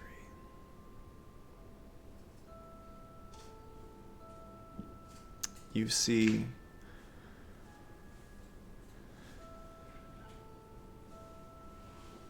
a very proud-looking Harvin Bramble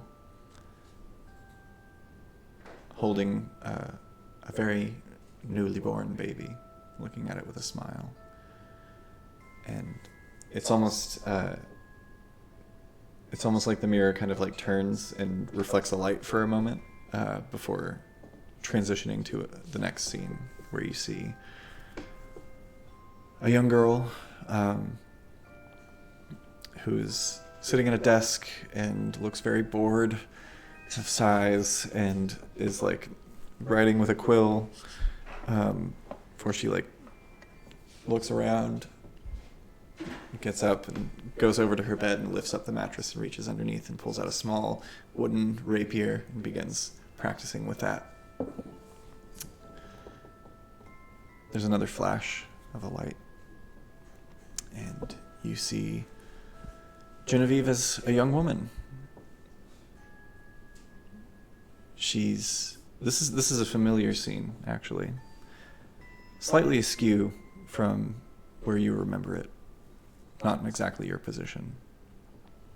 But you see her standing in front of the manor, having some terse words with a stable boy, before smirking and turning over her shoulder, heading back inside.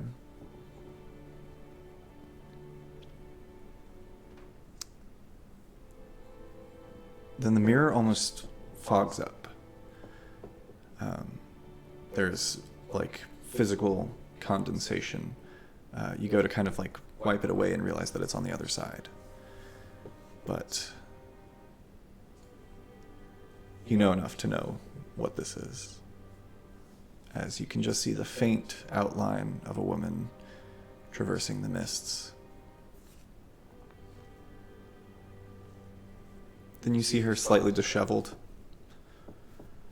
in a run-down, familiar wooden home. There's a young girl sitting on the floor nearby, long blonde hair, and doll in her hands.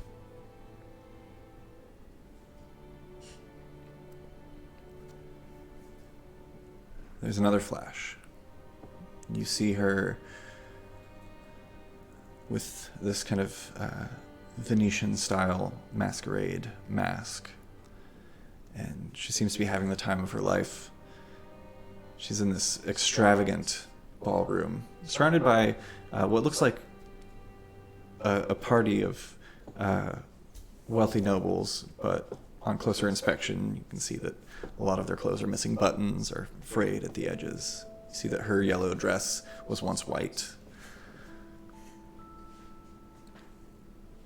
You see a look of horror come over her face as there's this bright flash of light. Your vision kind of pulls out from here to see the remnants of what was previously a man crumbling to dust. You see Alma grab Genevieve's shoulder, rather grab her elbow, and begin pulling her away and running. Then the mirror fogs again. This time you see two figures traversing the mist together, arm in arm.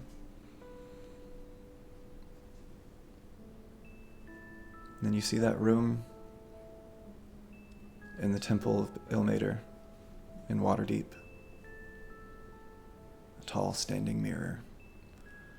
She places her hand on it and looks longingly into the distance, this kind of blank, sorrowful look. And then just stepping into view in the mirror, you see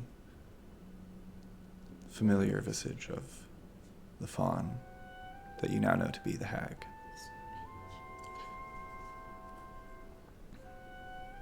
She steps forward and kind of runs her fingers through the back of Genevieve's hair. And in that moment, you see this clarity. As she turns, make a quick perception check.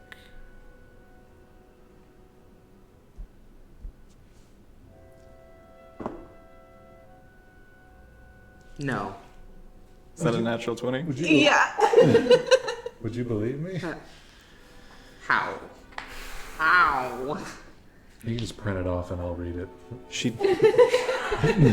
turns and looks at the fawn with kind of shock and surprise, and then around at the room, confused and distressed. But you watch as the fawn just kind of silently for you, just and smirks. As she does this, you see a similar kind of dark violet glow like you've seen in the eyes of many casters since you've traveled to Wiltbloom, since your travels across all of Kavora. And as whatever this spell is cast, Genevieve calms, nods, and a similar looking tuning fork is produced and dinged against the horn, and the two vanish. And at this point, the mirror flickers a bit, and then you're just looking at your face. What, as the mirror returns to just being a normal functioning mirror, what does Silas see in his own face, looking at his reflection? Probably that, like, vacant worry that he had when he first went to Waterdeep. Just kind of like worry, but not knowing why. Just kind of that same from the beach, blank Silas face. Yeah, you have this brief moment of recalling what it's like to not know who you are or where you are, why you're there. And you remember seeing your reflection in that glinting silver badge of Jalister Silvermane for the first time. While that's happening, Rabbit approaches Aurora on the other side of the room. You once spent some time with Varys. Yeah. What do you remember of your time with them? Oh, well, so me and my brother he sort of found some fairies, and then he would go off to the woods a lot, and I got really curious because I would sort of go in the woods and like could sit and read, and I saw him walking around a lot. So I followed him one day, and we both sort of went in. There was like a little tunnel, and we just played games with them. So, what were they? What did they look like?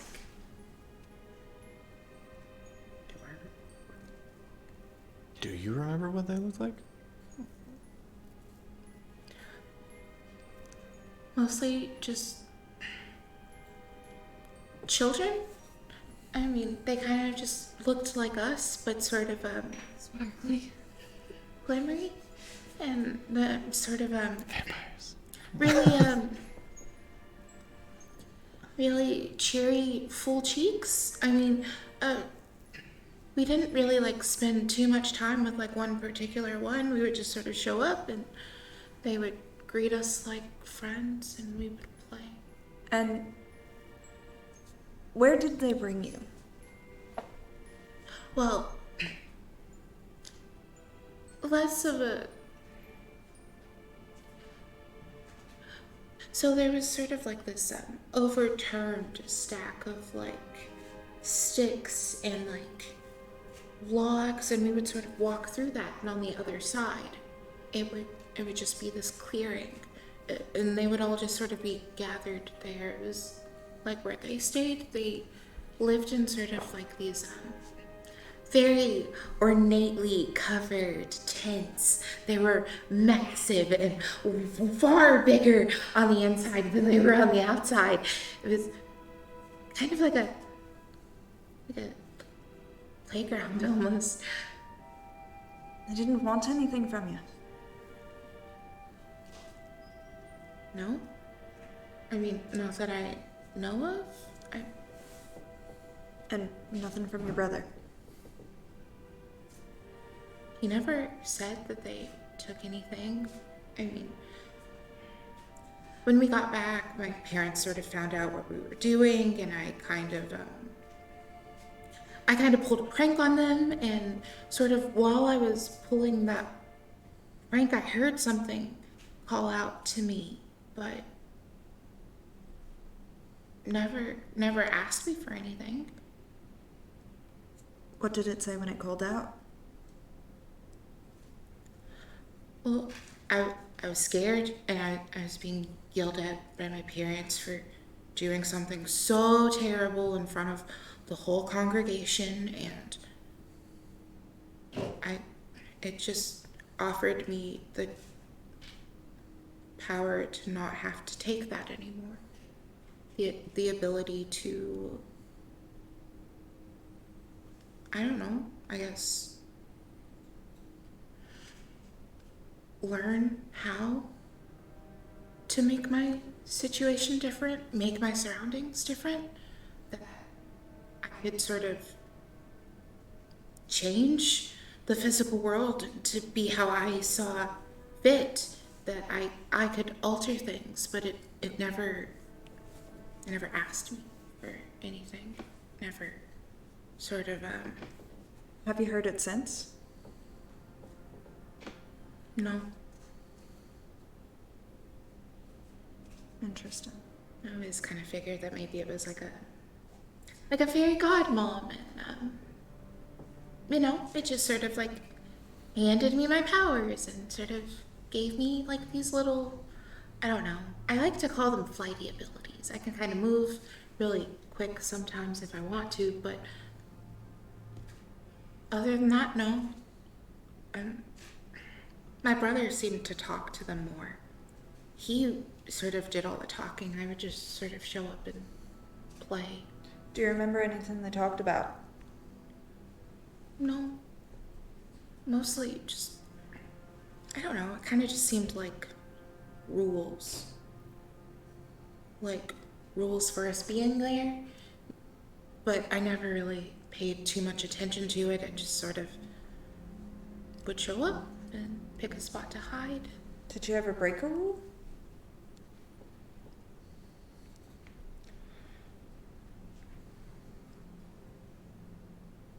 Well, I wasn't supposed to tell anyone what we were doing, and I didn't really mean to, but it seemed like they were far more interested in my brother, and they cared more when he showed up. I don't know, it was like he was more important, but they started playing without me, and I didn't think it was fair. So one day when we were sort of supposed to go together, and he left me out in the woods in my normal little reading spot, he told me he'd be right back, and he just sort of left. I went back home, and I was upset, and my mom asked me why I was crying, and I said something, but I didn't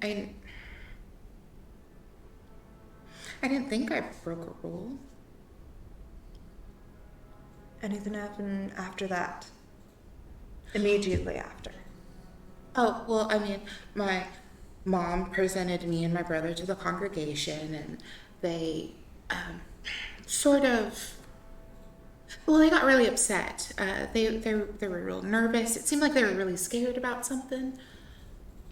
Real sort of antsy, and then they sort of made this plan to do this sort of giant cleansing, this great dip, they called it. And that I would sort of be washed of any fey business, any apostle or apostate sort of wrongs, and that I would be clean and clear and free to return to the congregation. But the fairies did nothing. You broke a rule, and no retaliation. Not that I know of. Does that strike me as odd?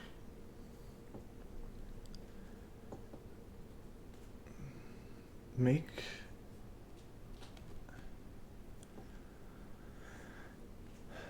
an insight check.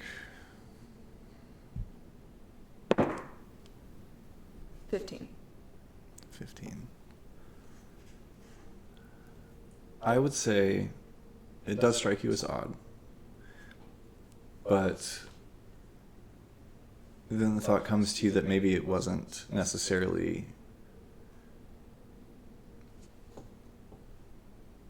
maybe the repercussions weren't necessarily something like physical that happens to you, but maybe the fact that she wasn't allowed to go there anymore after that. It was kind of like, maybe she was allowed to come to this place to play, maybe through her connection with her brother, based on what she said, but when she broke a rule, that was it for her. But who knows? Am I familiar? Doesn't seem like she's lying to you. No, that's for sure. that's not what I'm trying to. Have I, aside from this night hag that's been bothering Silas, have I ever heard of a fairy speaking to somebody in their minds or offering them powers?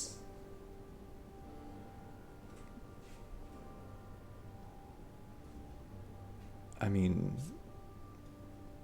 yes and no. Or rather, no and yes. The whole mind link thing is foreign to you. But you know for certain that certain types of fey beings can bestow power upon those that follow them. That was through rigorous training. It's still a gift.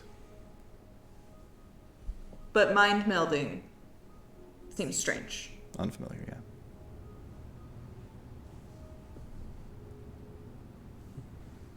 Right. You're not in trouble. It kind of feels like I am. Sorry, no, I'm trying to work through some things. This is all very complicated. Do you need sometimes that you can like bounce it off of another person? It's pretty helpful. I find sometimes that when I'm getting really confused, me just sort of like talking out my process to another person, I sort of figure out myself what I was trying to say out loud, or out loud but in my head, but now out loud. It helps a little bit better. I think I know what you're getting. All right, here's the thing. Kitten, come here. Circle it. Shalu has just like had the recipe and a little picture from the yearbook, just like looking at him like. I pull her into the triangle of secrets. It's not really secrets. Okay, here's the thing. So, our friend over there with the mirror. His name is Silas. For our purposes, we'll call him Grumpy. Grumpy's been plagued by a hag for a while now. Stop laughing.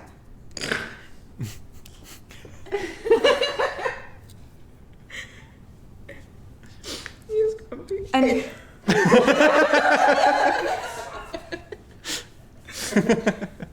Wait till my my next character, Sleepy. No, my.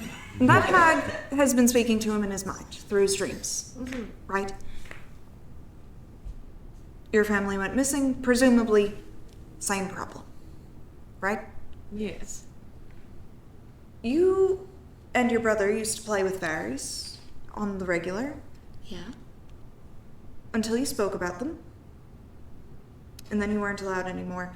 But you heard somebody speaking to you in your mind, offering you the ability to potentially use powers someday. Yeah. My mum was a fairy dragon. Sort of the same thing. I've never, until this hag, heard of any fairies speaking through your mind. I'm not saying it's not possible, I'm just saying unusual, Little weird. Okay. a little strange. It's not as foreign for them to offer abilities or powers through an exchange. But I'm saying without seeing them in front of you and exchanging something else. Usually, There's no dice. So what I want to know is whether or not the fairy that talked to you in your mind at a time of distress is perhaps the same one that's been bothering our friends here. You know, actually, now that you mention it, there were, I believe there were some goblins and a whale. I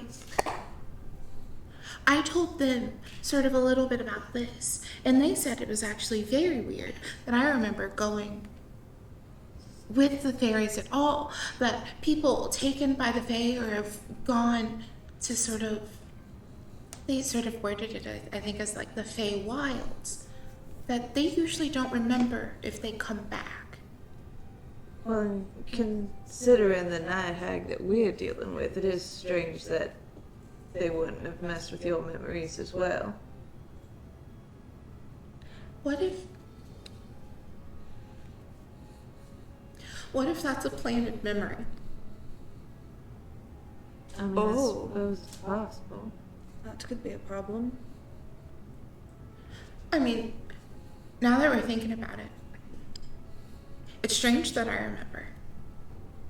It's everything that's been done has been abnormal. Maybe my memory was altered too.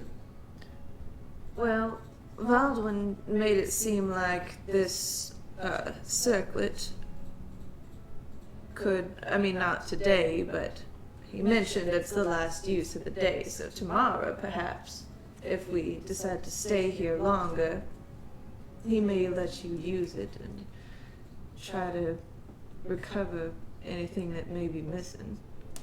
Could be helpful to have Grumpy over there, perhaps. Try it out as well. His memories are a little Yes, I'm not sure he wants to, though. Do to I him. know if the mirror of the past, if I looked at it, would it shows you what actually happened in snippets? It shows you the true history of an object or person that you specify, but you don't get to really choose when in history or what exactly you see. It is purposefully cryptic. Okay. But yeah, it deals with true history, not fabrications. So if there was a fabrication, It would see using the through mirror it. would unveil that. Potentially, if you get the right window. Yeah, but so it was nighttime when we found Calandria doing some shiesty shit. Shiesty. I imagine it was before dawn when Silas used the mirror. How much time do I have until dawn? The sun is beginning to rise at this point, so maybe 15 minutes.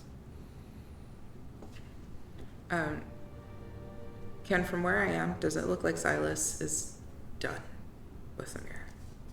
At this point, looking over, what does she see, Silas? I'm like sitting, but I'm not looking at the mirror. It's just like in my hands. I'm just like looking directly between my feet. Seems like he's done. wasn't just gonna say yes. Yeah, for sure. I'll sort of gingerly walk over to Silas and tap the side of the chair before turning around.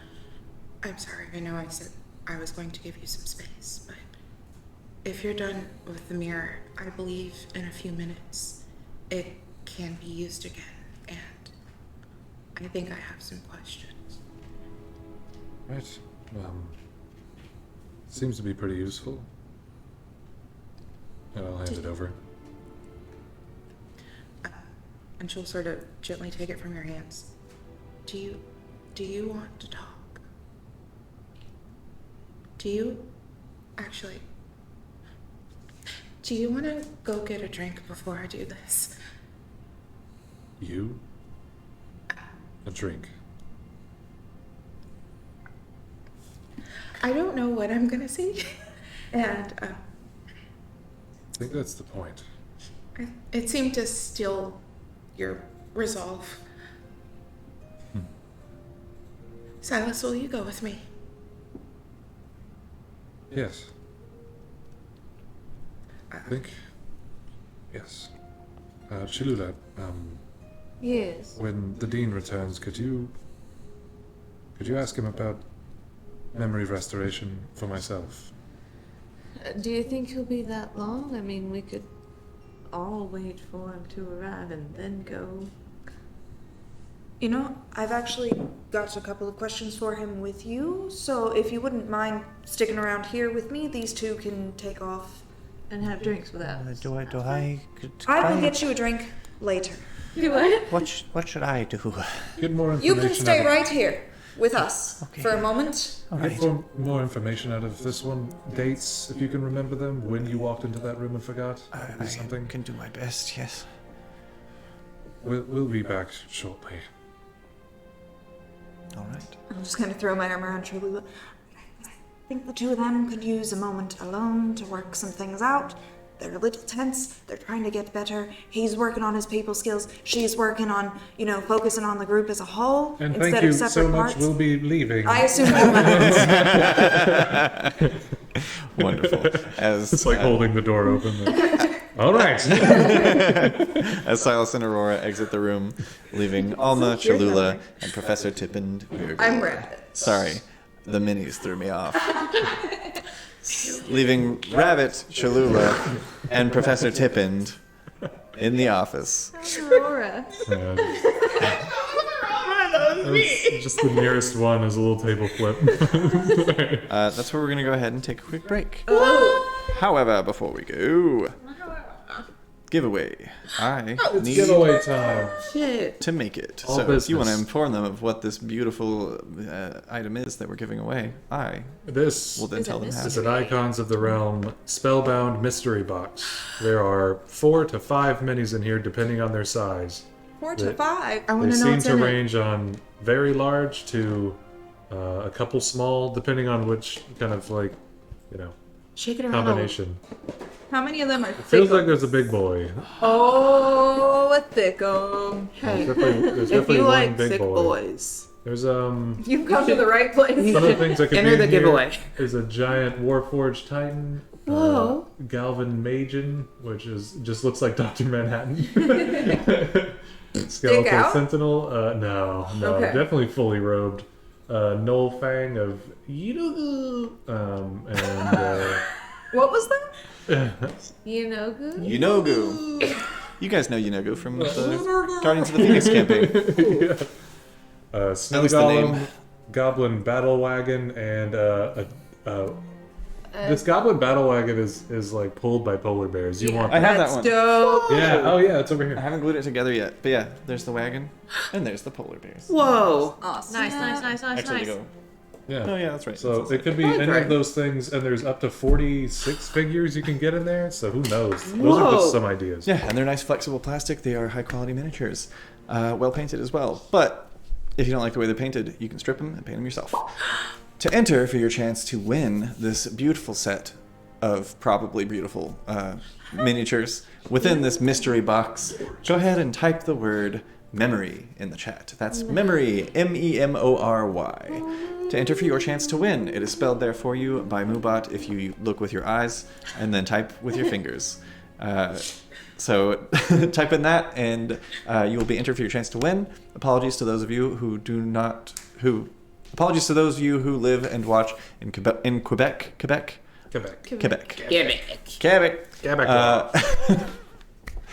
Apologies, as your laws forbid us from giving you cool shit. We may not. Yeah. We're not allowed. You have to be a follower too. Yes, so click that heart if you haven't already. Yeah, we need 3 more for stuff. Ooh, stuff. And before we go on our break, don't forget to follow us on TikTok because we're going to be posting a bunch of our behind-the-scenes photo shoot experience. Yeah, and hit us up in Discord if you have suggestions for the TikTok filters you want to see us use. Make me cute. Oh my god. I tried the red hair filter today. There's a red hair. Yeah. Show me later. Let's go to break. Yeah, we'll be back. We'll be back here in 20 minutes, so don't go away.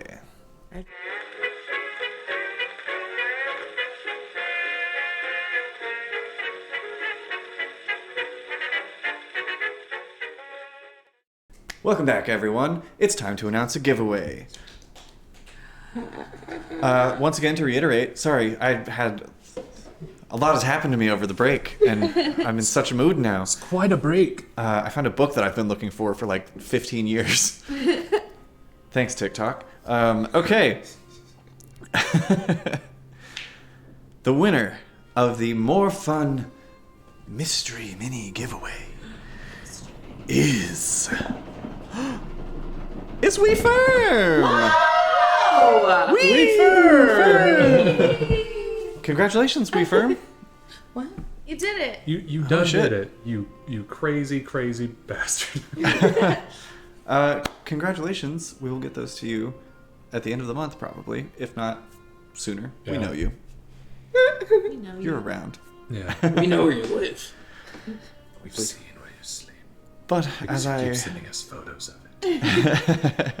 and that sweet boy, That's sweet. Beals, Beals. lovely dog. Join the Discord. You get pet pictures. It's great. Yeah. Wonderful.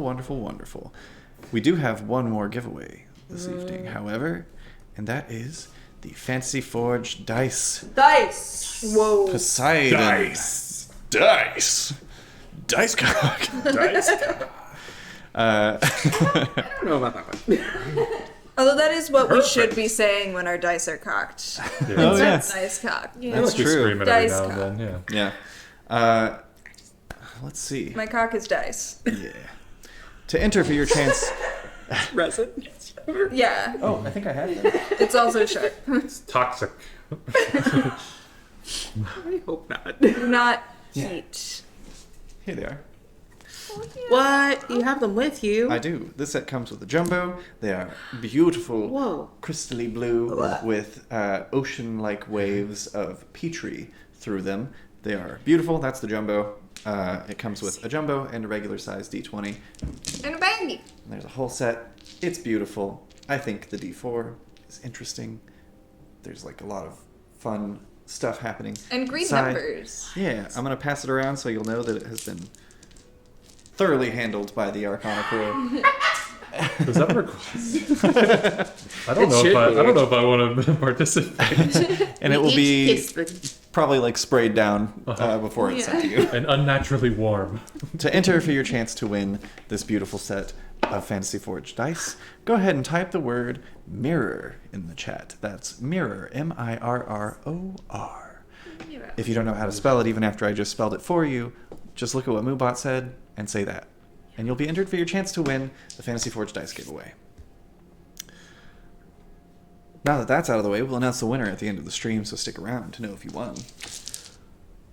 It's time to hop right back into the game. So, Don't throw. You did. I'm sorry. I thought it was a... Yeah, no, I can take it. I'm sorry. with Silas and Aurora heading down to probably the boiler room, the only bar that I think Silas knows of in and around Widdershins in the pocket dimension. Also worth noting, this tower, this office is within the pocket dimension as well. Okay. Yeah. So, while the two of you are heading down, Rabbit and Cholula, along with Professor Tippin Virgulor, are waiting up in the office. A few moments pass, maybe 30 minutes, 45 minutes, before the door opens. And stepping in, you can still see in the room being entered from... Rather, you can see over the shoulder of the dean. Sorry. You can see over the dean's shoulder the room where Roscoe is, still thoroughly tied down to the table with a rope. Valdurn steps in, kind of removing a mask from his face as well, and closes the door behind him. Your friends... They had some They things just to take care of. Stepped out for a moment. They'll be back. Of course.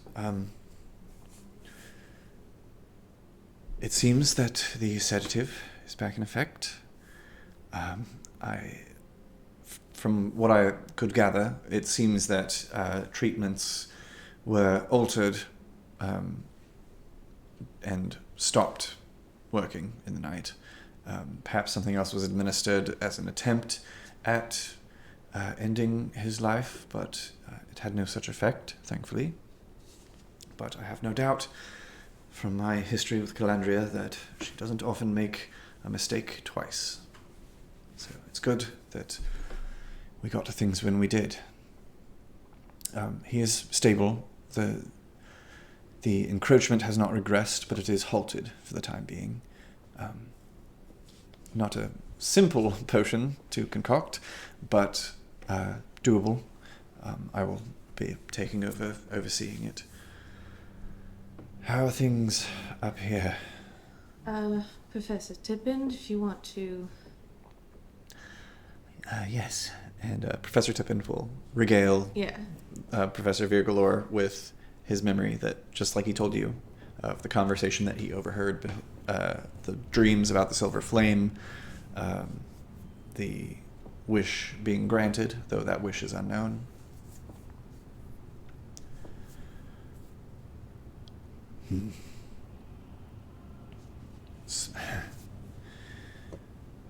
It's true. Melisande was who I was eyeing for the position.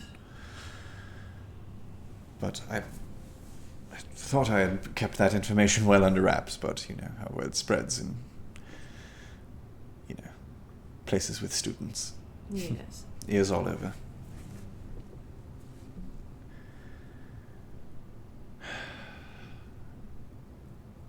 It's odd,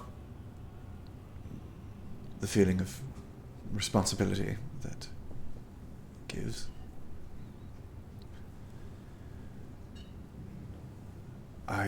Forgive me, this has been quite a whirlwind of a night. Looks like day is quickly approaching. He quickly steps over and draws the curtains, closing them. I lost a friend. Actually, no, he wouldn't have to. Pocket dimension. There's no real sun here. It's just false light. So he's good. Muscle memory. Just Yeah. oh. Yeah. Thought I was about to be incinerated. I don't rightly know where we go from here. I need to install a new dean of the root. Come up with some sort of explanation for the students. At once, I need to get into Calandria's office and recover anything that she might have before she can. I don't mean to influence you too much, since I don't attend the school, nor do I work for the school. Right. But our friend Tippin here did learn from Melisande, so there's no reason he couldn't possibly be the dean. Correct? Potentially. There are more channels to go through than just myself making a decision. There is a bit of a vote from a council, but pending recovery, perhaps. And you can see Professor Tippend is like dealing with some trauma. Maybe not exactly the person that you want to put in a position of power immediately right away. That could be a lot of added stress. I don't see why not. But that tracks. For Rabbit, I should say. We were curious if a couple of our party members might be able to use this circlet well. Yes, as I recall, in the next couple of minutes, it looks now, kind of like checks a clock on his desk behind all of you. Should be ready for use again. It's 1 charge per day, I'm afraid. Right. Well, one of them might not want their memories. But, did we tell him that we have a date with Destiny? I don't think so. Okay. You might have mentioned it, but there was a lot of heavy information being thrown at this guy from the get-go. Yeah. Yeah, I think we mentioned it. We do have, Also worth noting, as the sun rises, Uh-huh. there are 17 days left. Yeah. We do have a date with the creature that came from the cat in 17 days now. We're due for a fight, which is the reason that they said not now or whatever before they disappeared.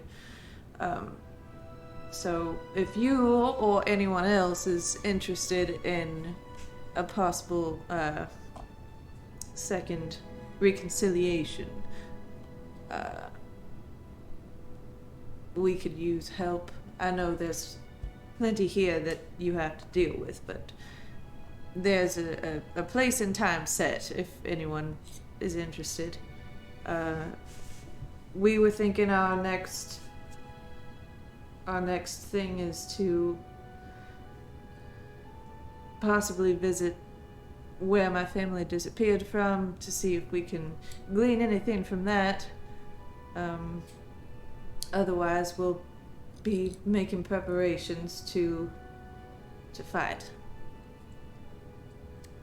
Make a persuasion check.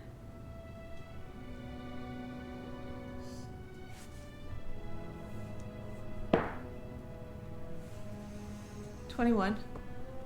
21.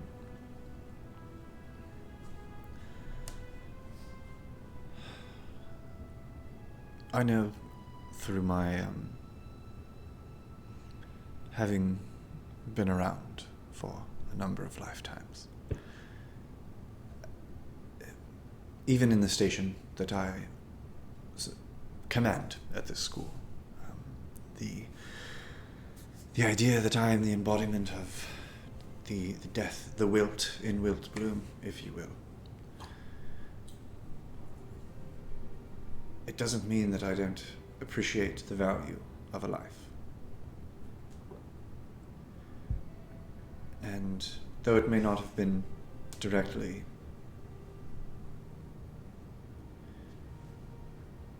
because of my decision, I do feel, in a way, responsible for what happened. Well, you were betrayed. Of course. However,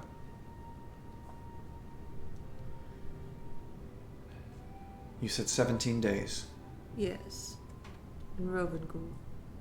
Rovengul.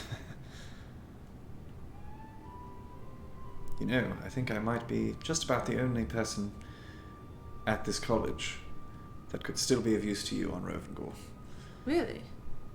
Yes, well, not all of my talents rely on manipulating the weave, we'll say. Kind of like glints a fang at you. Oh. The table shook Cholula again. explodes. Oh. The end. Start drawing.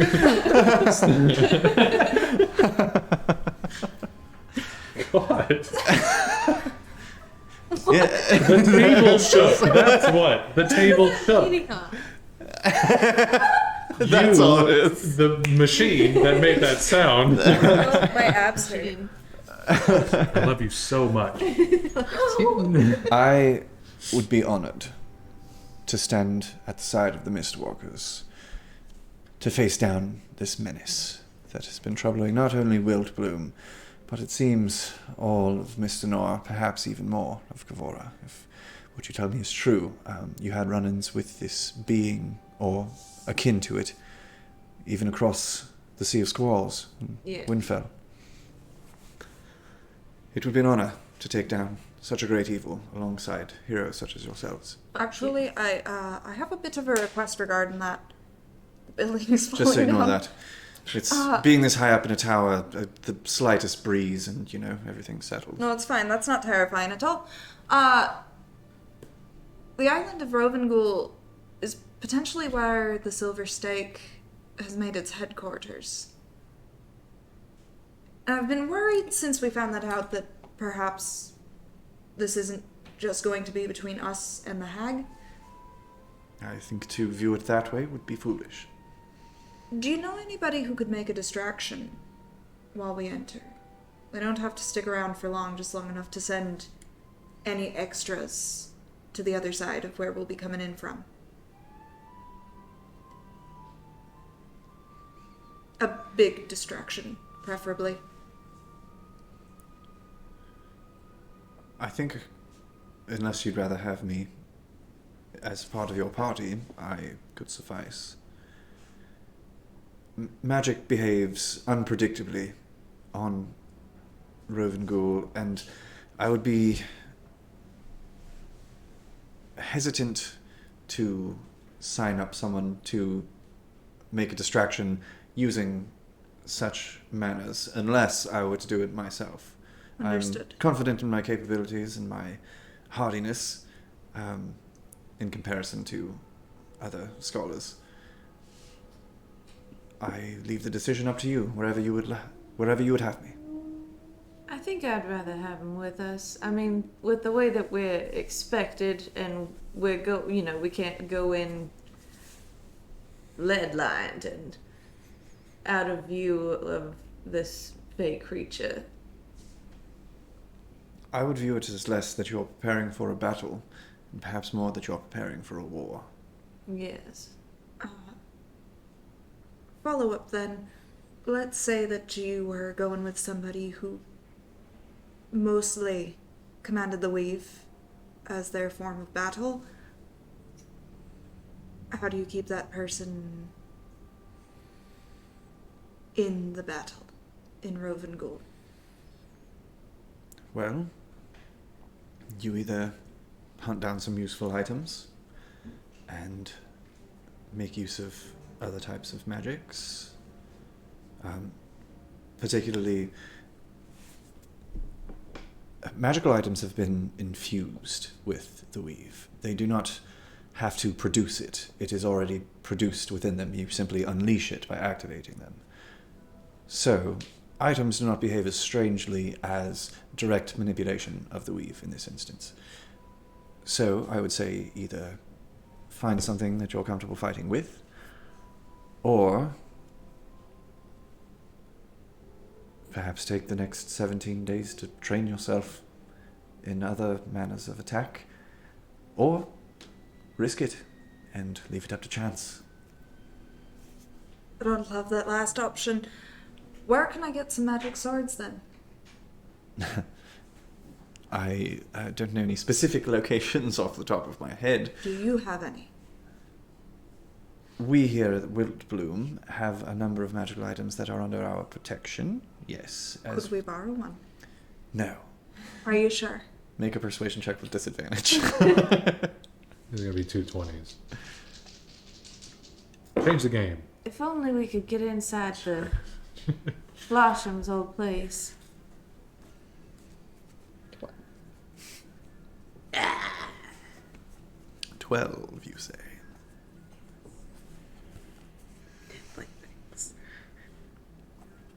I'm afraid that the majority of the things that we have under our protection here are as such to keep them out of the hands of those who It's might use just them for the- ill will. Borrowing. Yes, I am aware that you have my full trust. Okay, great. I have resolved myself to fight alongside you. Wonderful. That being said, it would be foolish of me to remove dangerous artifacts from our vault just in the off chance that we all fail.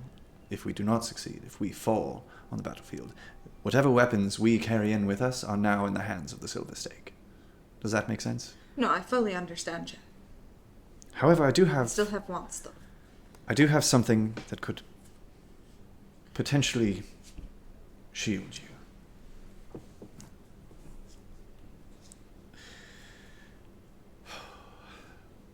I am long to part with it, but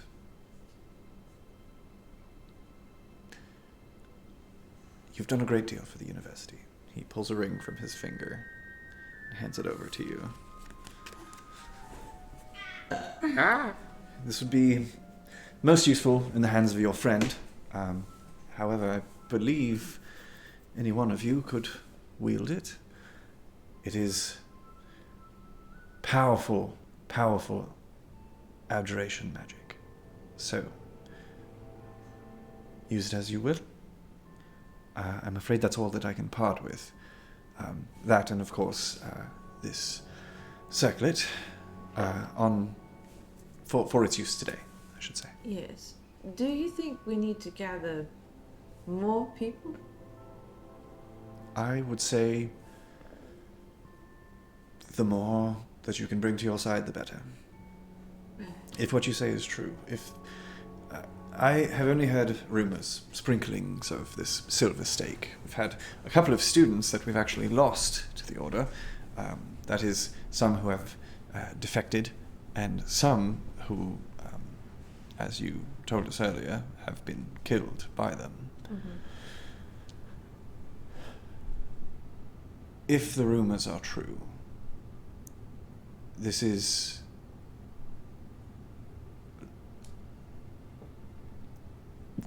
less of a loose bit of bandits who are following a certain ideology. This is more like a rebellion, an uprising, stirring beneath the facade of Mistinor. You know, Kitten, I think maybe our best bet after we leave here, after everybody restores all the memories they want to restore, is taking a quick detour, taking you home for a minute, seeing how many Silver Stake members we can hand their asses back to. And if we still have some time, dropping by Aurora's home, seeing if there's anything of worth there. There's definitely Silver Stake. Couldn't hurt. I could help you in this matter. Alleviate some travel time. I'm incredibly familiar with Corcathmouth. I could send you there in an instant. Oh, wow. The lot of you. I'm afraid I wouldn't be much help moving forward unless you came back to me here as Still, my that would place. be very helpful. So I could at least save you a day's worth of travel on a cart. Mm-hmm. Great. So as long Or as they're if you- not... Sorry. Or if you'd prefer, I do have a couple of circles in a few cities. I don't know exactly where it is that your friend Aurora hails from, but if you find yourselves needing access to Gilded or perhaps my mind went blank. Started with an A. Altanen. I do not have a circle in Altanen, unfortunately. You got anything nearby? I do have something a bit further north, as I look at a map. Quite a bit further north probably wouldn't be very helpful. Be quicker travelling from here to Altanen than it would be from Duafalos. It's more the northern side of the Obsidian Coast. Northwestern, I should say. But if... yes.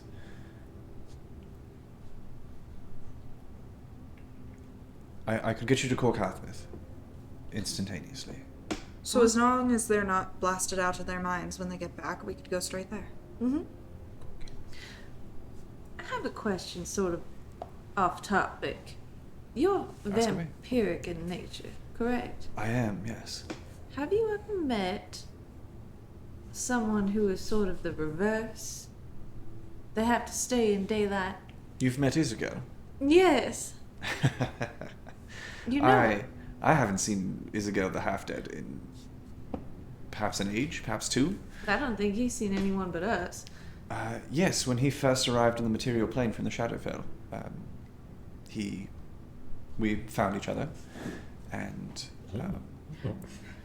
you're not here. Is this something like the whale goblins you keep talking about? Yeah. Isabel, yes, he's Shadowkai, Shadow Elf, hails from the Shadow Plane, who was cursed with a sort of reverse vampirism. Truly fascinating. Actually, he approached me. At the time, I was a bit of a renowned mage in my own right. He approached me for answers, for a cure, which I didn't have. However, the study of Isagel and his strange juxtaposition to my own habits were the ideation and the birth of Wiltbloom College. It was the inspiration for the school. Oh. Do you think... We didn't ask him much about his abilities. Do you think he would be helpful? He's been hiding from the stake, but I also don't know if you two can stand next to each other because he's got the daylight. Therein lies the issue. Right. We cannot peacefully coexist in the same space without some proper shielding. That's unfortunate. I'm afraid it would cause more problems than it would solve. Yes. That's... But again, if you'd prefer... I do know that Isagel can handle himself. He's been... If you... How long ago did you meet him? It's like a week ago. Like a 10-day. A 10-day I or think. so? Oh, a lot has happened in a 10-day. Yeah. Shit happens. 20 days is a long time in Well, D&D. We met him before and then went back and saw him again. Yeah. And then you traveled back to Lugrieve and then back south to Corcathnith. And then you traveled to Wiltbloom. So it's been some time, but not like a crazy amount of time. Yeah. It's been probably about 10 days. Yes, if he seems to be doing well and still living in the wilds, I presume. Yes. He can handle himself in a fight. If you'd prefer that I take the distraction end, you could have Isagel with you. Our capabilities are quite similar, though few key things are reversed. Well, I don't know about that. I'd have to ask. He seemed pretty intent on keeping to himself as far as fighting is concerned. That sounds like the Isagel that I know. Ever insightful, ever lethargic. It's very helpful, though.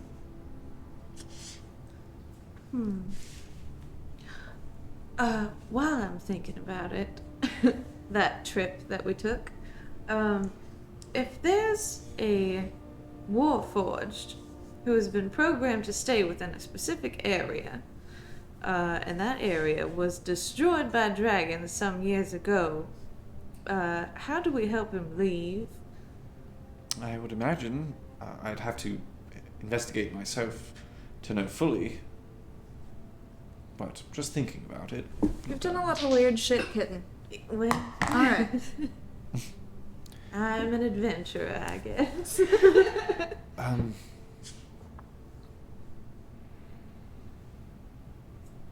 Warforged are, though they don't look it, they are organic beings. They have life breathing from them just as you do, or just as I did once upon a time.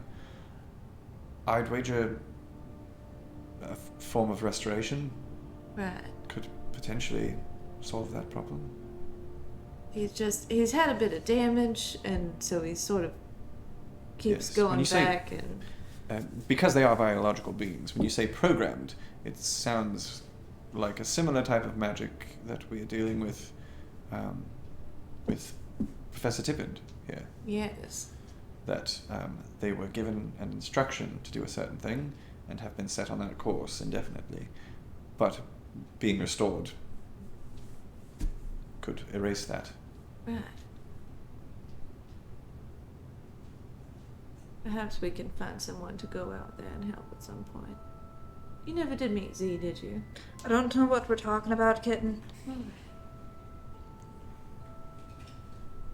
Well, I can't think of any more questions, so I guess we'll just wait for them to get back. You can explain to me all of the whale goblins yeah, I'll tell her and about our adventures. Warforged and the Also, before you anti-vampire. before you guys get too deep into that, the dean is like, before I forget, he like reaches into his pocket and pulls out a small silver coin. Hands it to Rabbit. When it's time, you need only squeeze that tight and think of me, and I shall be summoned to you. All right. Put it in my bag for the. He's unfazed. That's not my problem. Where did that die go? It's gone forever.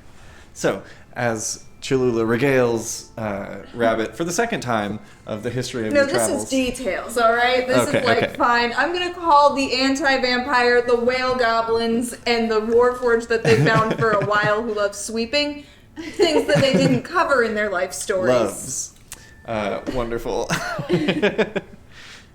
Rad. So, as you begin filling in Rabbit on the details, our vision passes once again through a winding stone staircase that brings us back out to a beautifully temperate day. We whip through the streets, past buildings, and down into the boiler room. Down the flight of stairs, past the sleeping doorman.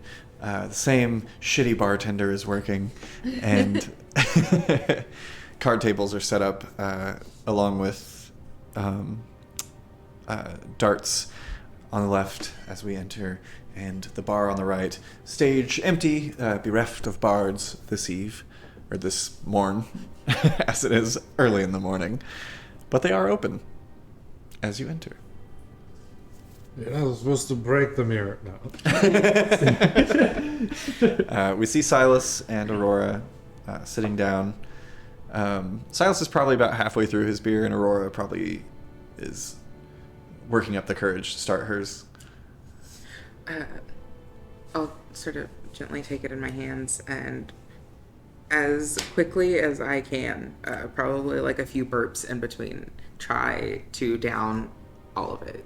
Yeah, make a Constitution saving throw with disadvantage. I'm like, it's okay, it's fair. Yeah. You're a wizard, so I know your Constitution's probably fine. Unless. Sad. So is one of them a nat 20? Yeah. Oh, that's always the worst. The little unicorn is it 20? So that was a 13. 13? 13 is, yeah, you, some of it kind of spills down the sides of the mouth, soaking your garments, but you get most of it down. Speed doesn't make it any better. You're not, like, instantly drunk or anything. I'll sort of pull my head up and sort of gently stick 2 fingers out. Can I get can I just get 2 shots, actually? Of course. What is it that you're shooting? Whatever. Whiskey. Let me show you this one. A little trick I learned a couple days ago on the house. And he pours 2 beers, sets them in front of each of you, like half of a very dark stout, and then pours a couple of shots, places them on the rims very carefully, and then taps one, and then they both fall into the glass, and he's like, enjoy. Blackflake. I'm just glaring. Yeah. Is it customary to? It's so customary. This is the only bar that does it. How is the mirror?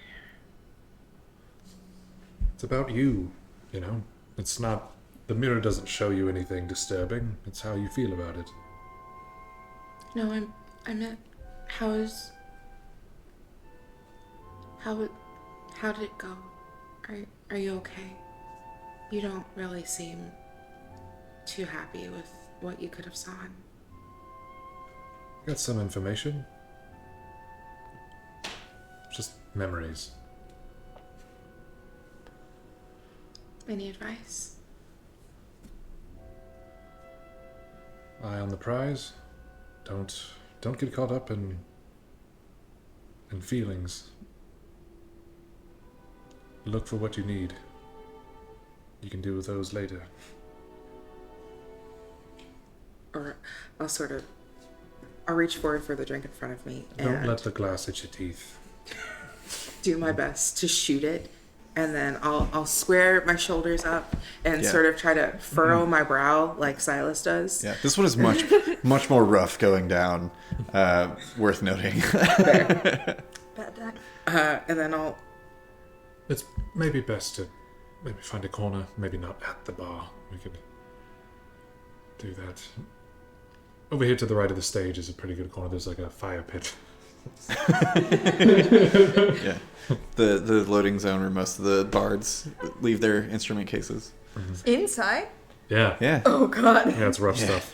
yeah. There's no green room at the boiler room, guys. Yeah. That's right. Underground. You won't leave me, will you? No.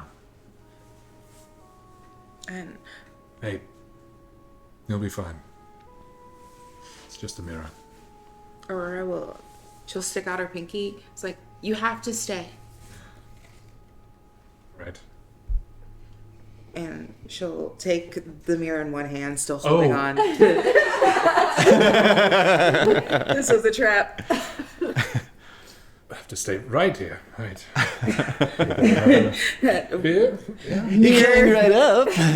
mirror in one hand, sort of like pinky very tightly grasping Silas's, and Do I need to say anything, or do I just... Just think about who you need to see. I look into the mirror and probably cry. It hasn't even started. Okay, yeah, a beer, please. Quickly. And you're thinking about Oh, I Yourself? thought you were staying. Yeah, absolutely.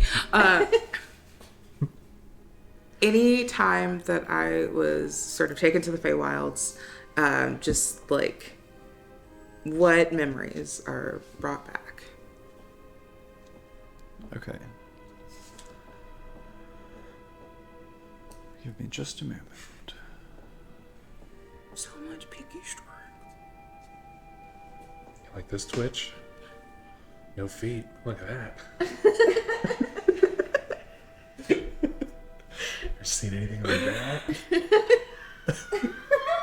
that? Listen, they're the triple F fetishes. I hate them so much. I've never agreed more to a ban than banning feet. What is You wait, do your own thing, just have to find the proper triple platform. F feet? Farts. No. No, is that one? Yes, it's feet, farts, furries. I was gonna whisper it, but we said one out loud, so I assumed they were all going to be body parts, and I couldn't think of another body Oh, yeah. part. that The started worst feet, thought is all three of farts, them at once. Furries. No. Okay, back We to don't your kink really shame difficult here. emotional. Yeah, no, do your thing. Just find your right platforms. This isn't the one. They don't like feet here. Yeah. Or farts. If you like furries, do your thing. Like, it's not my house. Sinners.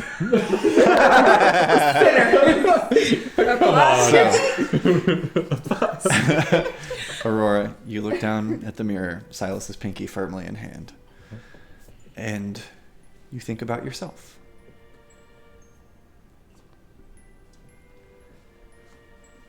You see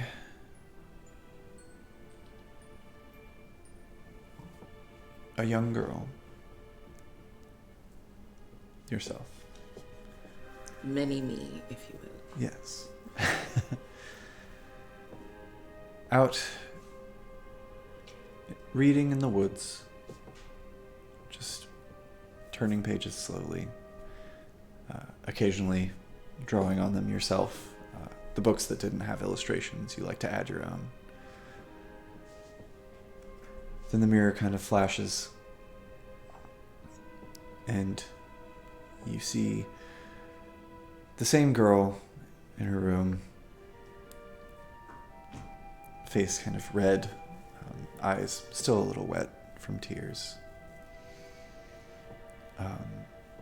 You see your father standing in the doorway, angrily yelling something. You don't remember what. The door slams, and you throw yourself down on the pillow, on your bed, I should say. Mirror flashes again. Out in the woods, reading your book.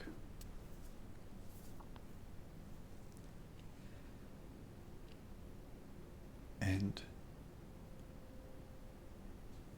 we're kind of looking down at you from above and slightly behind. And just a hand creeps into view. You kind of like try to move the mirror around as if you're kind of like looking, controlling the view, but the image doesn't change. It stays stationary. Just gently touches you on your shoulder. You kind of jump for a second before turning, looking up at yourself through the mirror. There's this look of fear, but more nervous. Make a perception check.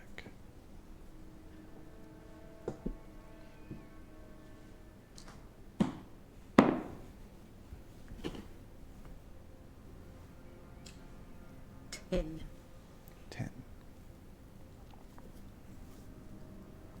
The nervousness fades, and you give a warm smile. And you reach out and take the hand. It pulls you up from your seated position, carries you out of view. There's another flash, and we see a slightly older Aurora pushing through twigs and branches and finding herself coming into a clearing. It's as if we're following behind. This golden sunlight kind of comes down through the canopy of the trees, surrounded by thick branches, kind of dark. This isn't how you remember it. You remember stepping through and there being these bright, colorful tents and all of these just like beautiful, vibrant flowers decorating the space. There were these young children that were about your age that would happily greet you and bring you in, and you would play together. Occasionally, you would see even smaller beings, these kind of sprite-like pixies that would dash from tree to tree as you chase after them. But that's not what you see. You see in the center of this little meadow a single tent. Pretty plain, kind of tan canvas texture. And hanging on a little post just outside the front is this kind of like yellow-green lantern that just kind of dangles there. And we watch as the girl kind of pauses for a moment before kind of skipping forward a bit, entering the flaps of the tent. But our vision stays stationary.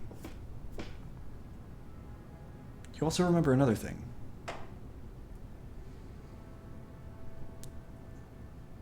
Your brother was there that time. But you don't see him. There's another flash. We see a darkened space.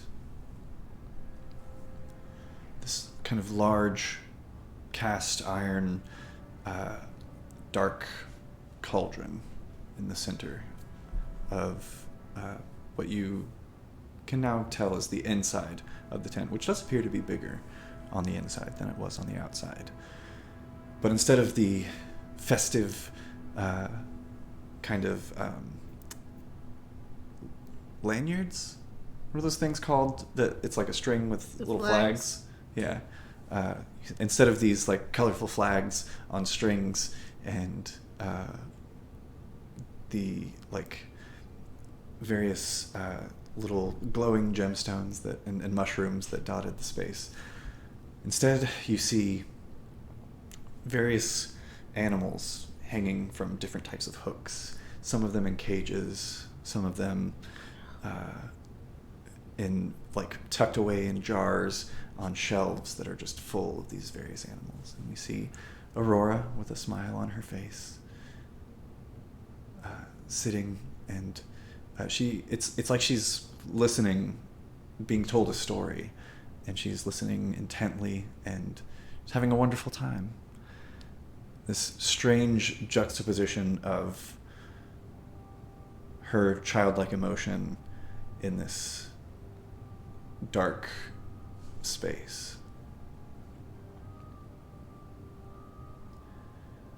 Then we see Aurora speaking with her parents. They look concerned, very concerned. She keeps talking excitedly, smiling, but there's definite worry, particularly on your mother's face. Your father gets this kind of look of anger, steps forward and grabs you by the arm, pulls you out of the room.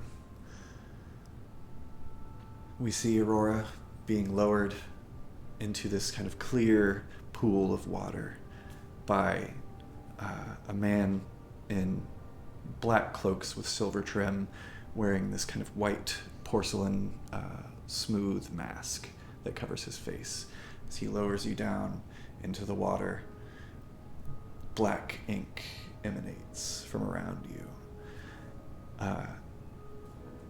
The one who is holding you begins like not quite convulsing, but like trying to hold you down, but clearly terrified of what's going on around them. They pull you up and plunge you back under again a couple of times before the ink spreads and fills the entire pool.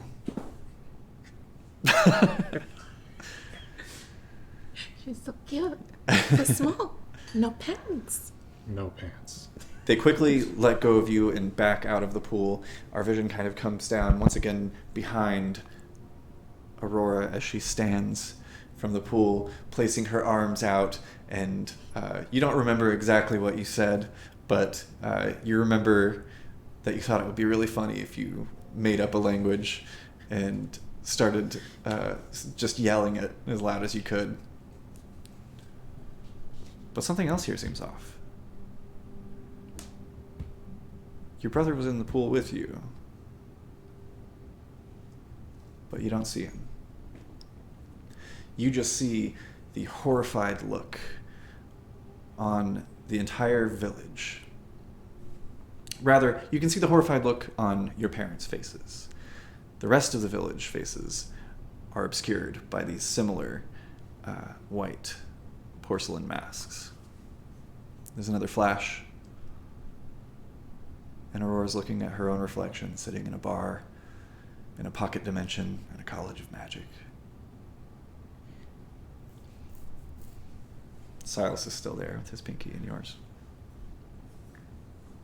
And I'll just sort of throw the mirror down in front of me and sort of gently back up.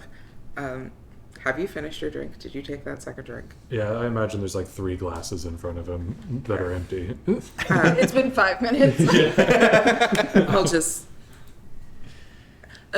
please, can I... Whatever that last one was, can I have 2 more? Yes, but hold it. How can we get some information before it's hard to get information? 3 coming right up. I call it a whiskey ale. You can call it something quietly. Over there. Right, okay. It was all right, but it was wrong. Fool it. It's just a mirror. There was nothing on the other side. It was just dark and... Can you start by telling me who you are looking for? I was looking to see if... Do you remember when we were with the whales and the goblins who were in the whales? They said it was weird that I remembered being taken by the Fae. That most people don't remember that's weird that I have memories of. Right.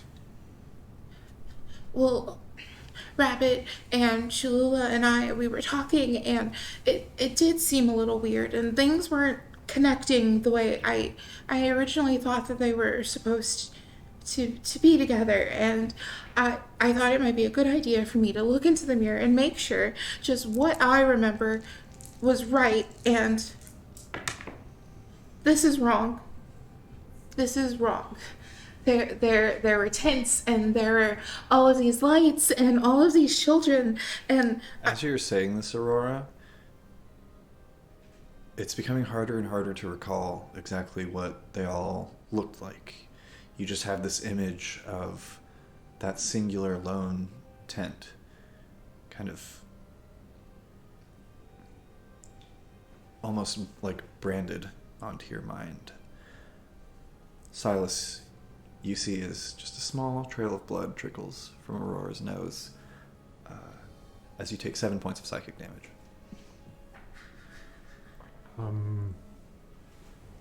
Hey, let's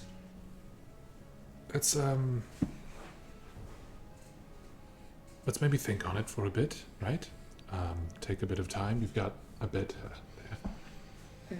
I'll sort of reach for something and just sort of Yeah, gently there's plenty of bar naps around. put it up and then push my head back. I'm sorry, that hasn't happened in like a really long time. I mean, like when I would read really hard, sometimes I'd get a nosebleed, but like, no. So That was wrong. That was all wrong. There are places where my brother should be that he wasn't. There are places where other people were supposed to be and they weren't. I'm not getting all of this, but I think I know where you're going. I don't think what I saw as a kid was right.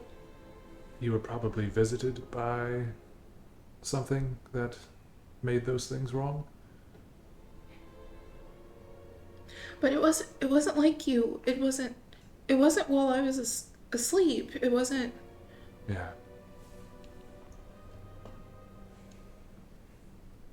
But it is the same thing, right? You think? I think. Was there purple anywhere? Do I remember any purple? Eyes. You remember seeing something and then seeing something else quickly? Make a quick history check. With disadvantage.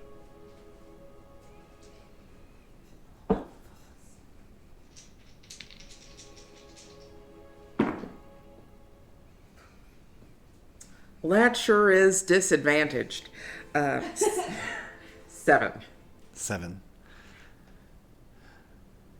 It's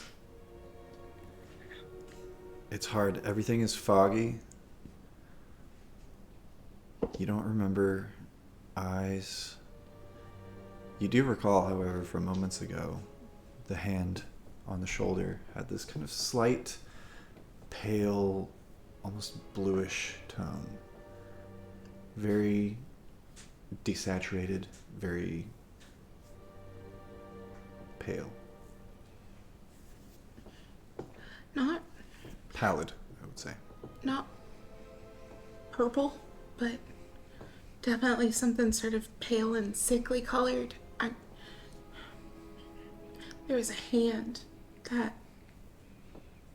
would sort of like reach out and lead me somewhere else, it seems.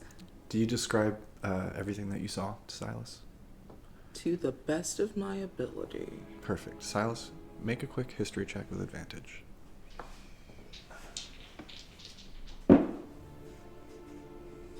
No. There's no way. There's absolutely no fucking way. Taylor is the king of getting the lore. We're supposed to write a character that doesn't know. All right, Alex Beardsley. Fuck. Keep knowing. One specific detail.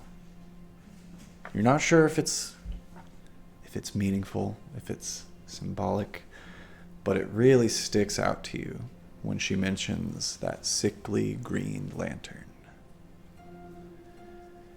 Oh, yeah. You remember seeing a light in the darkness and then making a deal. Aurora, I'm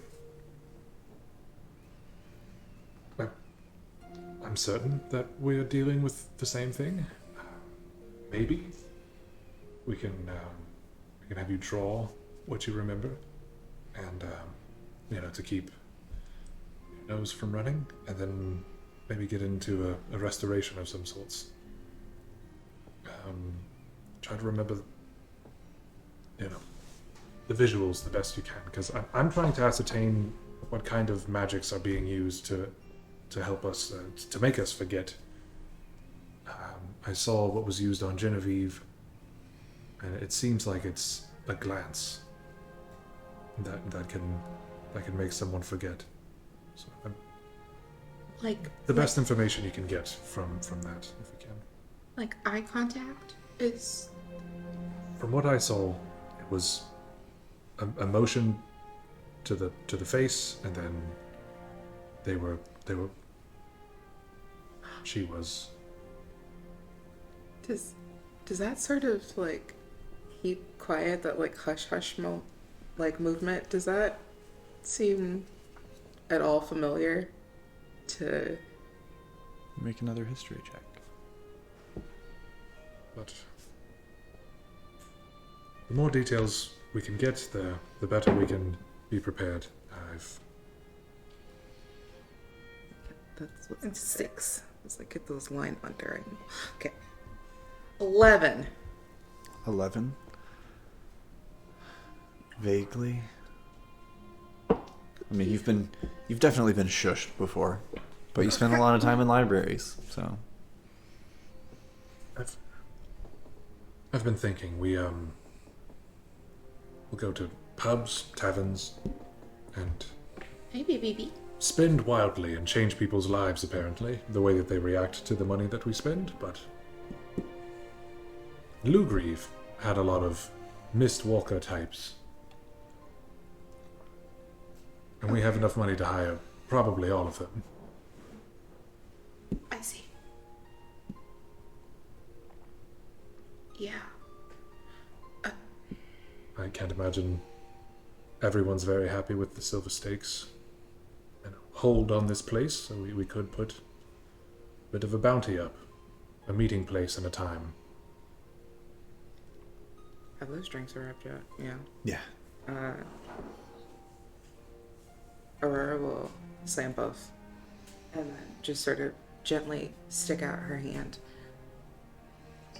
Silas, I'm so sorry. This is so disgusting feeling, not remembering. Or at least, like, having what you thought you remembered be so off, so wrong. It feels gross. It's so invasive. I'm so sorry I ever belittled that pain. I don't think you did. Maybe not outwardly, but definitely how I went about all of this. I'm so sorry. Sorry it happened to you. You were a kid, right? I was a drunk adult man. I still am. Look at me. It's nothing to remember if it's all still present. Do I seem drunker than Silas? Make a Constitution save. At disadvantage this time. No. Because you don't. Up until recently, you didn't drink.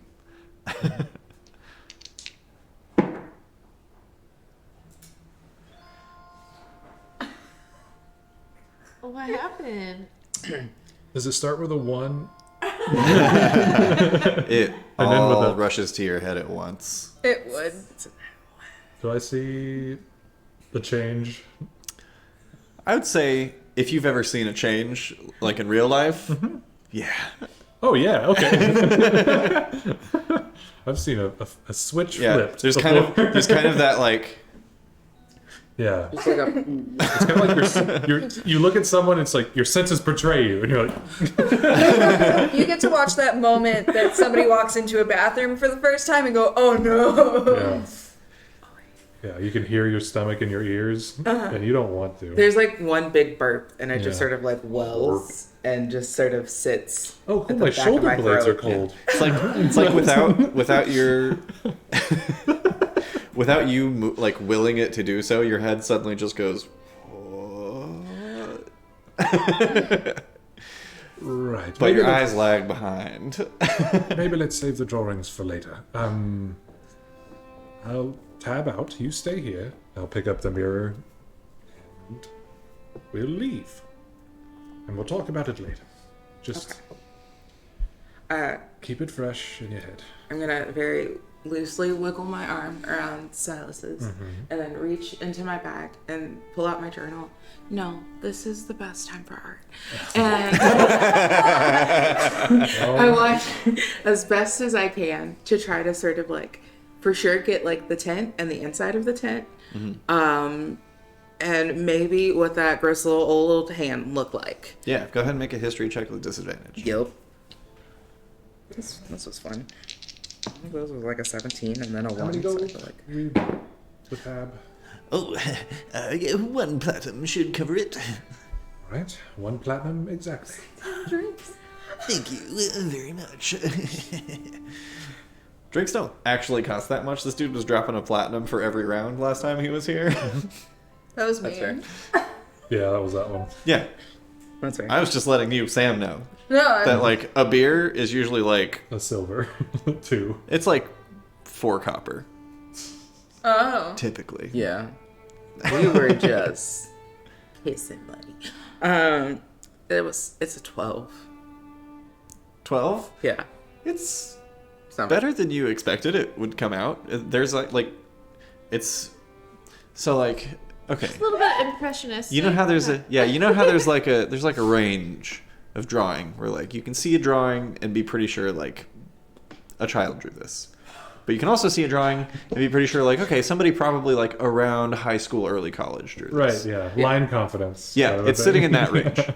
Okay. There's definite line confidence, but there is also some impressionistic. It actually kind of emphasizes the emotion more so than depicting exactly like photorealistically. I showed you guys a painting earlier of like a dude in front of a fireplace. It's got that kind of like motion and sketchiness to it, more so than realism. Right, maybe. So good. Just keep drawing and I'll lead. Yeah, the way. absolutely. It's just me drunkenly holding onto your arm, trying to draw while also kind of like scuttling along because you were taller than me, so I imagine your legs are longer. Well, just, hold this end of my jacket and the book at the same time, and I'll just walk, right? Okay.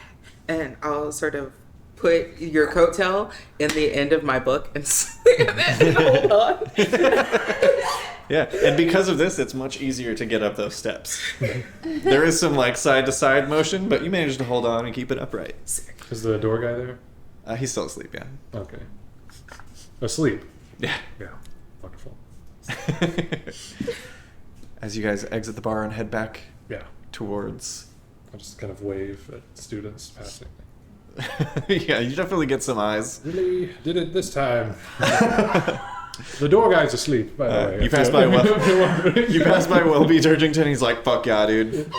Welcome to fucking college, dude. Fuck yeah. Fuck yes, dude. Fuck yeah. I gotta get to Right. class. Yes. Fuck yeah, dude. Fuck yes. Right. Indeed. As you all continue along your way. Eventually, reconvening, just as Cholula is finishing up telling Rabbit about the goblins and the whale. All of the accessory The Goblins and the missions. Whale has to be a fairy tale that we write now. Sold. Right? TM. I'm gonna make a note. Tim, what is the date? It is March the 26th, March 26th. 2022. 10:58. Pretty sure that's how trademarks work. The day that we call dibs. And it's today. Well, in the courtroom, if they get past the weird drunken story that we just told, and we could, there'd be a lot more eyes on the show, honestly. If we could just show you Exhibit A and Yeah, the for link. context- Please don't sue us. Yeah, For don't context, mind, we're gonna have to catch all the way up. So don't mind the link at the strap bottom. in, everybody. We've got, what are we at? 24. No, that's math. It's like 110, probably. All but It's a lot of hours. Like 4, maybe 96. Whoa, did you just? No. well, plus the Okay. 92. yeah. 92 hours of content, roughly. We have some 6-hour episodes. Yeah. We also have some 3-hour episodes. Still in the 90s. That's fine. You arrive in the office of Dean Valdurn. Ah, welcome back. You have to see this droid. Oh, Look at that. that is Anyway, what do you know of purple eyes? nice. Purple eyes. You know, They're someone, not common. well, telling someone to do something and your eyes go purple. Oh, And well, when they do that, well, the different manipulation of the weave affects bodies differently. Have you ever heard of the idea of each individual having an aura? heard of it? Similarly, the different ways that really anyone casts magic or taps into the weave, it displays itself different depending on the individual. For instance, my own aura gives off kind of a silver light. Kind of like looks around at all of you. I would guess a bit of an orangey yellow from Miss Duvet, and getting a kind of an icy blue with a hint of green at the moment, but I get a feeling that's something else from your friend Aurora here. Or burps. Rabbit holds open like a trash can under. Let's keep it gaseous. I don't. You can barf if you need I to. don't need a trash can. I just want to lay my head on No. it, and I'll just. You'll need it. Say. Nothing that a prestidigitation can't handle down the road. I want it to be known that I did not do this. She was acting at her own volition. Has agreed to let someone use this circlet that we used earlier. Oh, right. I figured either you or Aurora, depending on if she's gathered her memories or not, but Put it on Silas there's a first. restoration I available. will say, not only would the restoration You're crying. have an effect on any affected memories, but could also clear up this whole situation. Silas deserves it. And she'll sort of I kind of Throw her like head in the this. trash. I think right now this is healing for her, so we'll let that. Yeah, let's let We'll her. let her work through it. Yeah. give it to him first. We're gonna land. Right. Would you care to have a restoration? Oh, now, yeah, sure. Do you want us to? I had another plan. We have a lot of money, and we should hire people that don't have magics to fight with us. What are we doing now? That's a good idea. Here, I'll just maybe a starter, and I'll just put like as many platinum. So if you want me to do this for you, No, I don't know. Just kind of to let you know that that bag is ridiculously full of this. Silas, we're gonna be traveling a bit, so we can probably hire people as we go.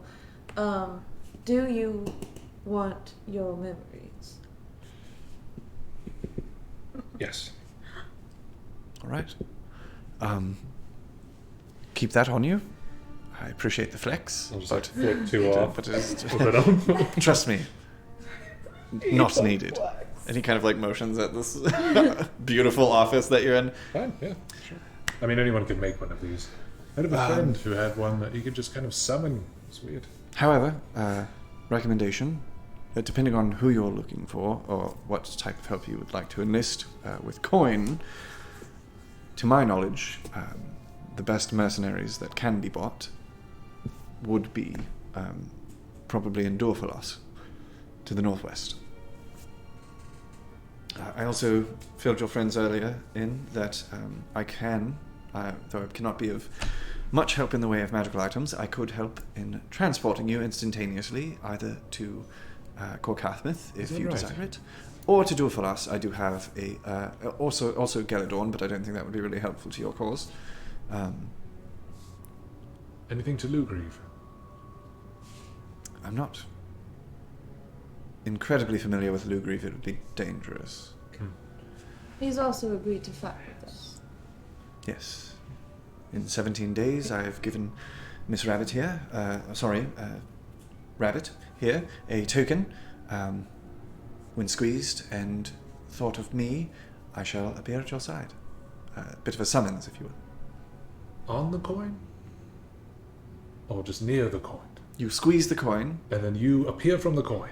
No. I will appear within an acceptable distance from the coin. Okay, Is this that like would be odd. That would be... whenever I want, or is there a limit? It's one-time use, yes. So Like not make now. sure it's time. And I shall do my best 17 days from now, probably 16 to 18 days from now, just for safety. I shall be prepared for summons. Is that acceptable? Yes. Wonderful. Specific, but acceptable. Sorry about that. Of course. Alright, of she course. mostly made it in the trash can. I run a university. Don't even worry about it. Right, yeah, I forget. He kind of picks up the circlet. My stomach just killed a rabbit. My stomach just went, oh! He picks up the circlet. It appears the charge has returned. Where shall I be sending you after the restoration? Corcathmith, I believe. If that's alright with everyone. Yeah, we can Then we stop can there. make our way to Dorfalas? Is that the name of the place? Dorfalos, yes. Dorfalas. Os. Yes. Os. Os. Oh. And just after that, Aurora sort of just lifts her head. Can I go home and talk to my brother after that? I have some questions. Yes. Yeah. Ready? No. Go ahead. Right. He places the circlet upon your crown. And it is up to you to activate it. So, I whenever... just leave the room. It's like, look at this fucking crown. Whenever you're ready, let me know. Yeah. All right. Or I can buy time. If I could have everyone else please step away. Yeah, I knew it. No, you deserve it. Also, one worth of noting, those. we are probably going to wrap up the session after this. Oh. So, if you guys want to come back and say hey for the announcement of the dice and stuff, we can do that. Oh, yeah. the dice. Yeah. For sure. I'll do the rainbows. Mostly because, like, Oh, I'll be here. we know the person who wins the dice. I have some questions. my legs. Okay.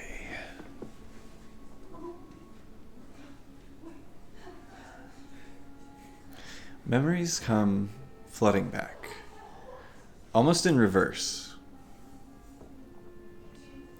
10 years of struggle. Guys, we can hear everything you're saying.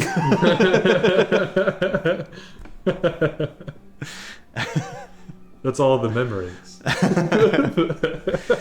Memories come flooding back, almost in reverse. 10 years of struggle, raising yourself on the rough streets of Waterdeep. Approached by a member of a group called the Silver Stake with promises of safety and comfort in the light of the Silver Flame. He wore a kind of like pale porcelain mask that had this like eerily soft face, genderless, with a gold line that kind of bisected it down the middle. You were tempted to join them, but instead you were taken in by a man named Mert and trained as a spy for the Harpers. there were bigger problems going on, having to do with a group called the Order of the Black Rain. Being ordered to investigate their ties to a wealthy noble family in the city, the Brambles. Then your mind jumps back even further.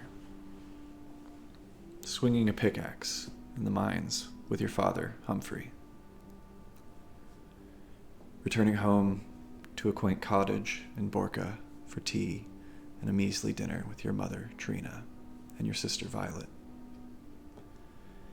You remember the representatives of Ivan Delisnia with their strange, uncanny valley movements, like jerky and quick, as they'd arrive at your home to collect the crystals that you had mined and anything else that caught their fancy while they were there. You remember the night that they took your sister and you never saw her again. The same night that your mother and father decided to take their chances and escape with you into the mists. You remember getting separated from them, waking up alone in Undercliff, just outside of Waterdeep. Then your consciousness drifts back to the present, and you find yourself almost looking through new eyes at your friends in this room. And that's where we're going to end tonight's session. It's over, you can come back! We need an intercom. I was thinking about that the other day. I'm just kind of like, hey guys, wait. I mean, we kind of have, like, you know. No, the slow ones. Yeah. What were the names of the things that took my sister? The group? Ivan Delisnia. Ivan. I can spell that for you if you'd like. Coming into the kitchen and I immediately just T-posing. do. Like, she just wants to, I'm here. It's Russian-y. Yeah. Pete. I know we're about to wrap up, but I opened this anyway, so this is Oh, what wow. we're doing. Party animal. Fuck yeah, dude. Thank you guys so much for tuning in. But before we go, we have a dice giveaway to announce. That hurt my arms. Dice. You worked out. Yes, I am sore. I'm so proud of you. We work out, and it Thank hurts. you. I'll start tomorrow. Don't do it. You know how people are talking, you know when people say that no pain, no gain thing? That's just code for it hurts when you work out. It's pain. Miranda had to help me up a single step just now. She had to push me. Y'all ever was rake a lot. leaves? No. It's fucking rad, dude. The winner Whoa. of the Fantasy Forge dice giveaway is Hellbell 666. Satan. It's nice to meet you. Yeah, fuck yeah, that's a rad name. Is that a reference to Critical Role? Let me know. Congratulations, we'll get in contact with you through Twitch Whispers, unless you are a part of our Discord, and I just don't know who you are because you have a different name. That's another way that you can get in contact with us. Congratulations on your new dice. We will send them to you as soon as we know where to send them to, and also we send them out at the end of the month. So forget the first part of the thing I said. It's that is coming up. Yeah. It's the 26th. Hell yeah. Congratulations. Don't forget, not next Sunday, but Sunday, April 10th, is our Convorama. So if you have questions about the show, about us, about D&D in general, about our thoughts, our views on D&D, or anything really, hit us up in our Discord for priority of the questions that we will answer. There is an our Convorama channel that you can ask your questions in. It's my brain What? just died. I'm Yeah, pretty it's sure it's Freya. just called... I think it's Freya. Oh, is it? Oh, fuck yeah, dude. It's a secret friend. I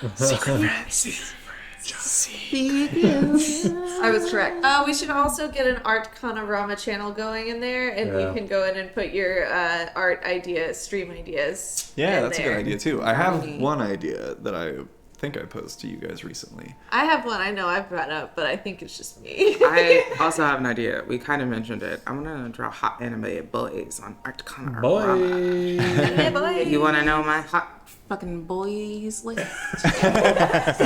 Yeah, actually.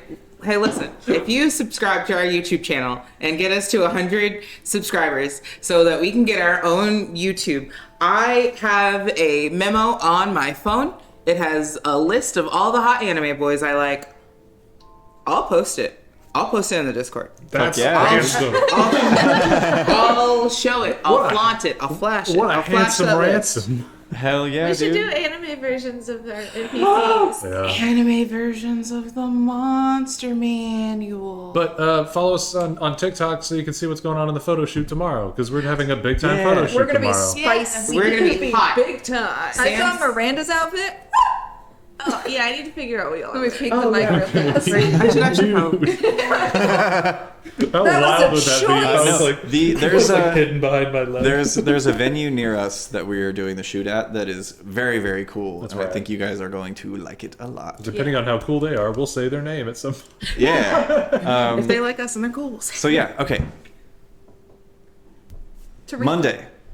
Mini Arc Mondays. Overdark, episode 3. We took last week off because there were tornadoes happening in Texas. I'm sorry, they're scary. Yeah, it's- And my car is sucked. fragile. They're the worst things in the world. yeah. As a person with anxiety, no thanks. Yeah. Spooky So wind. next week, not next week, day after tomorrow, episode 3 of Overdark. Look forward to it. It's a great time. If you don't know what Overdark is, you can catch the first and second episodes on our YouTube channel, and you'll be halfway caught up. Then, Tuesday, Arcanarama. We will make a more solid decision on what exactly that's going to be in the coming days when we talk about it. Yeah. Tomorrow. Then Wednesday, if I'm not mistaken, at 9 p.m. Whoa. We can start earlier if you want. There's a lot of dads to get through. Yeah, so we're going to be continuing Dream Daddy with Stream Daddy. That's Stream Daddy. I don't know where in relation to me. I think you're like right next to me. No, this Point to way. your right. Right? Yeah, got like there, right but- there. That's where I am. Stream Daddy. Anyway, we're going to be playing some more Dream Daddy. We have been wooing some fathers, and we're going to continue wooing them. And it's very fun. We do a lot of like silly voice acting. Yeah. There are a lot of big names that show up. And we take requests, so let us know in the chat who you want It's each like a dad to be. multiple choice game, so just we take it from chat. Yeah. That's Wednesday. Thursday we're off. Friday we're off. And then Saturday we're back here with episode 25. Our quad-centennial episode. I'm pretty sure that's the term. It absolutely is not. Wouldn't that be 400? Yeah. Yeah. Quarter centennial. Our almost. Quarter-centennial. There it Yeah, is. there it is. Our quarter of 100 episodes. Man, I can really Next do Saturday. any math as long as it's not. XXV, you know? It's- Wake the kids right. It's a big one. We'll see you all then. Thank you so much for tuning in, especially if you stayed to the end with us. If you haven't followed us already, do follow us on the social medias, here on Twitch. Mostly here on Twitch. That helps us out the most. But yeah, those YouTube subs, so we can have a URL. Get on with it. We'll see all of you in the next episode. Stay safe out there, adventurers. Oh, you bastard. See? That's why I'm afraid. Bye, everyone.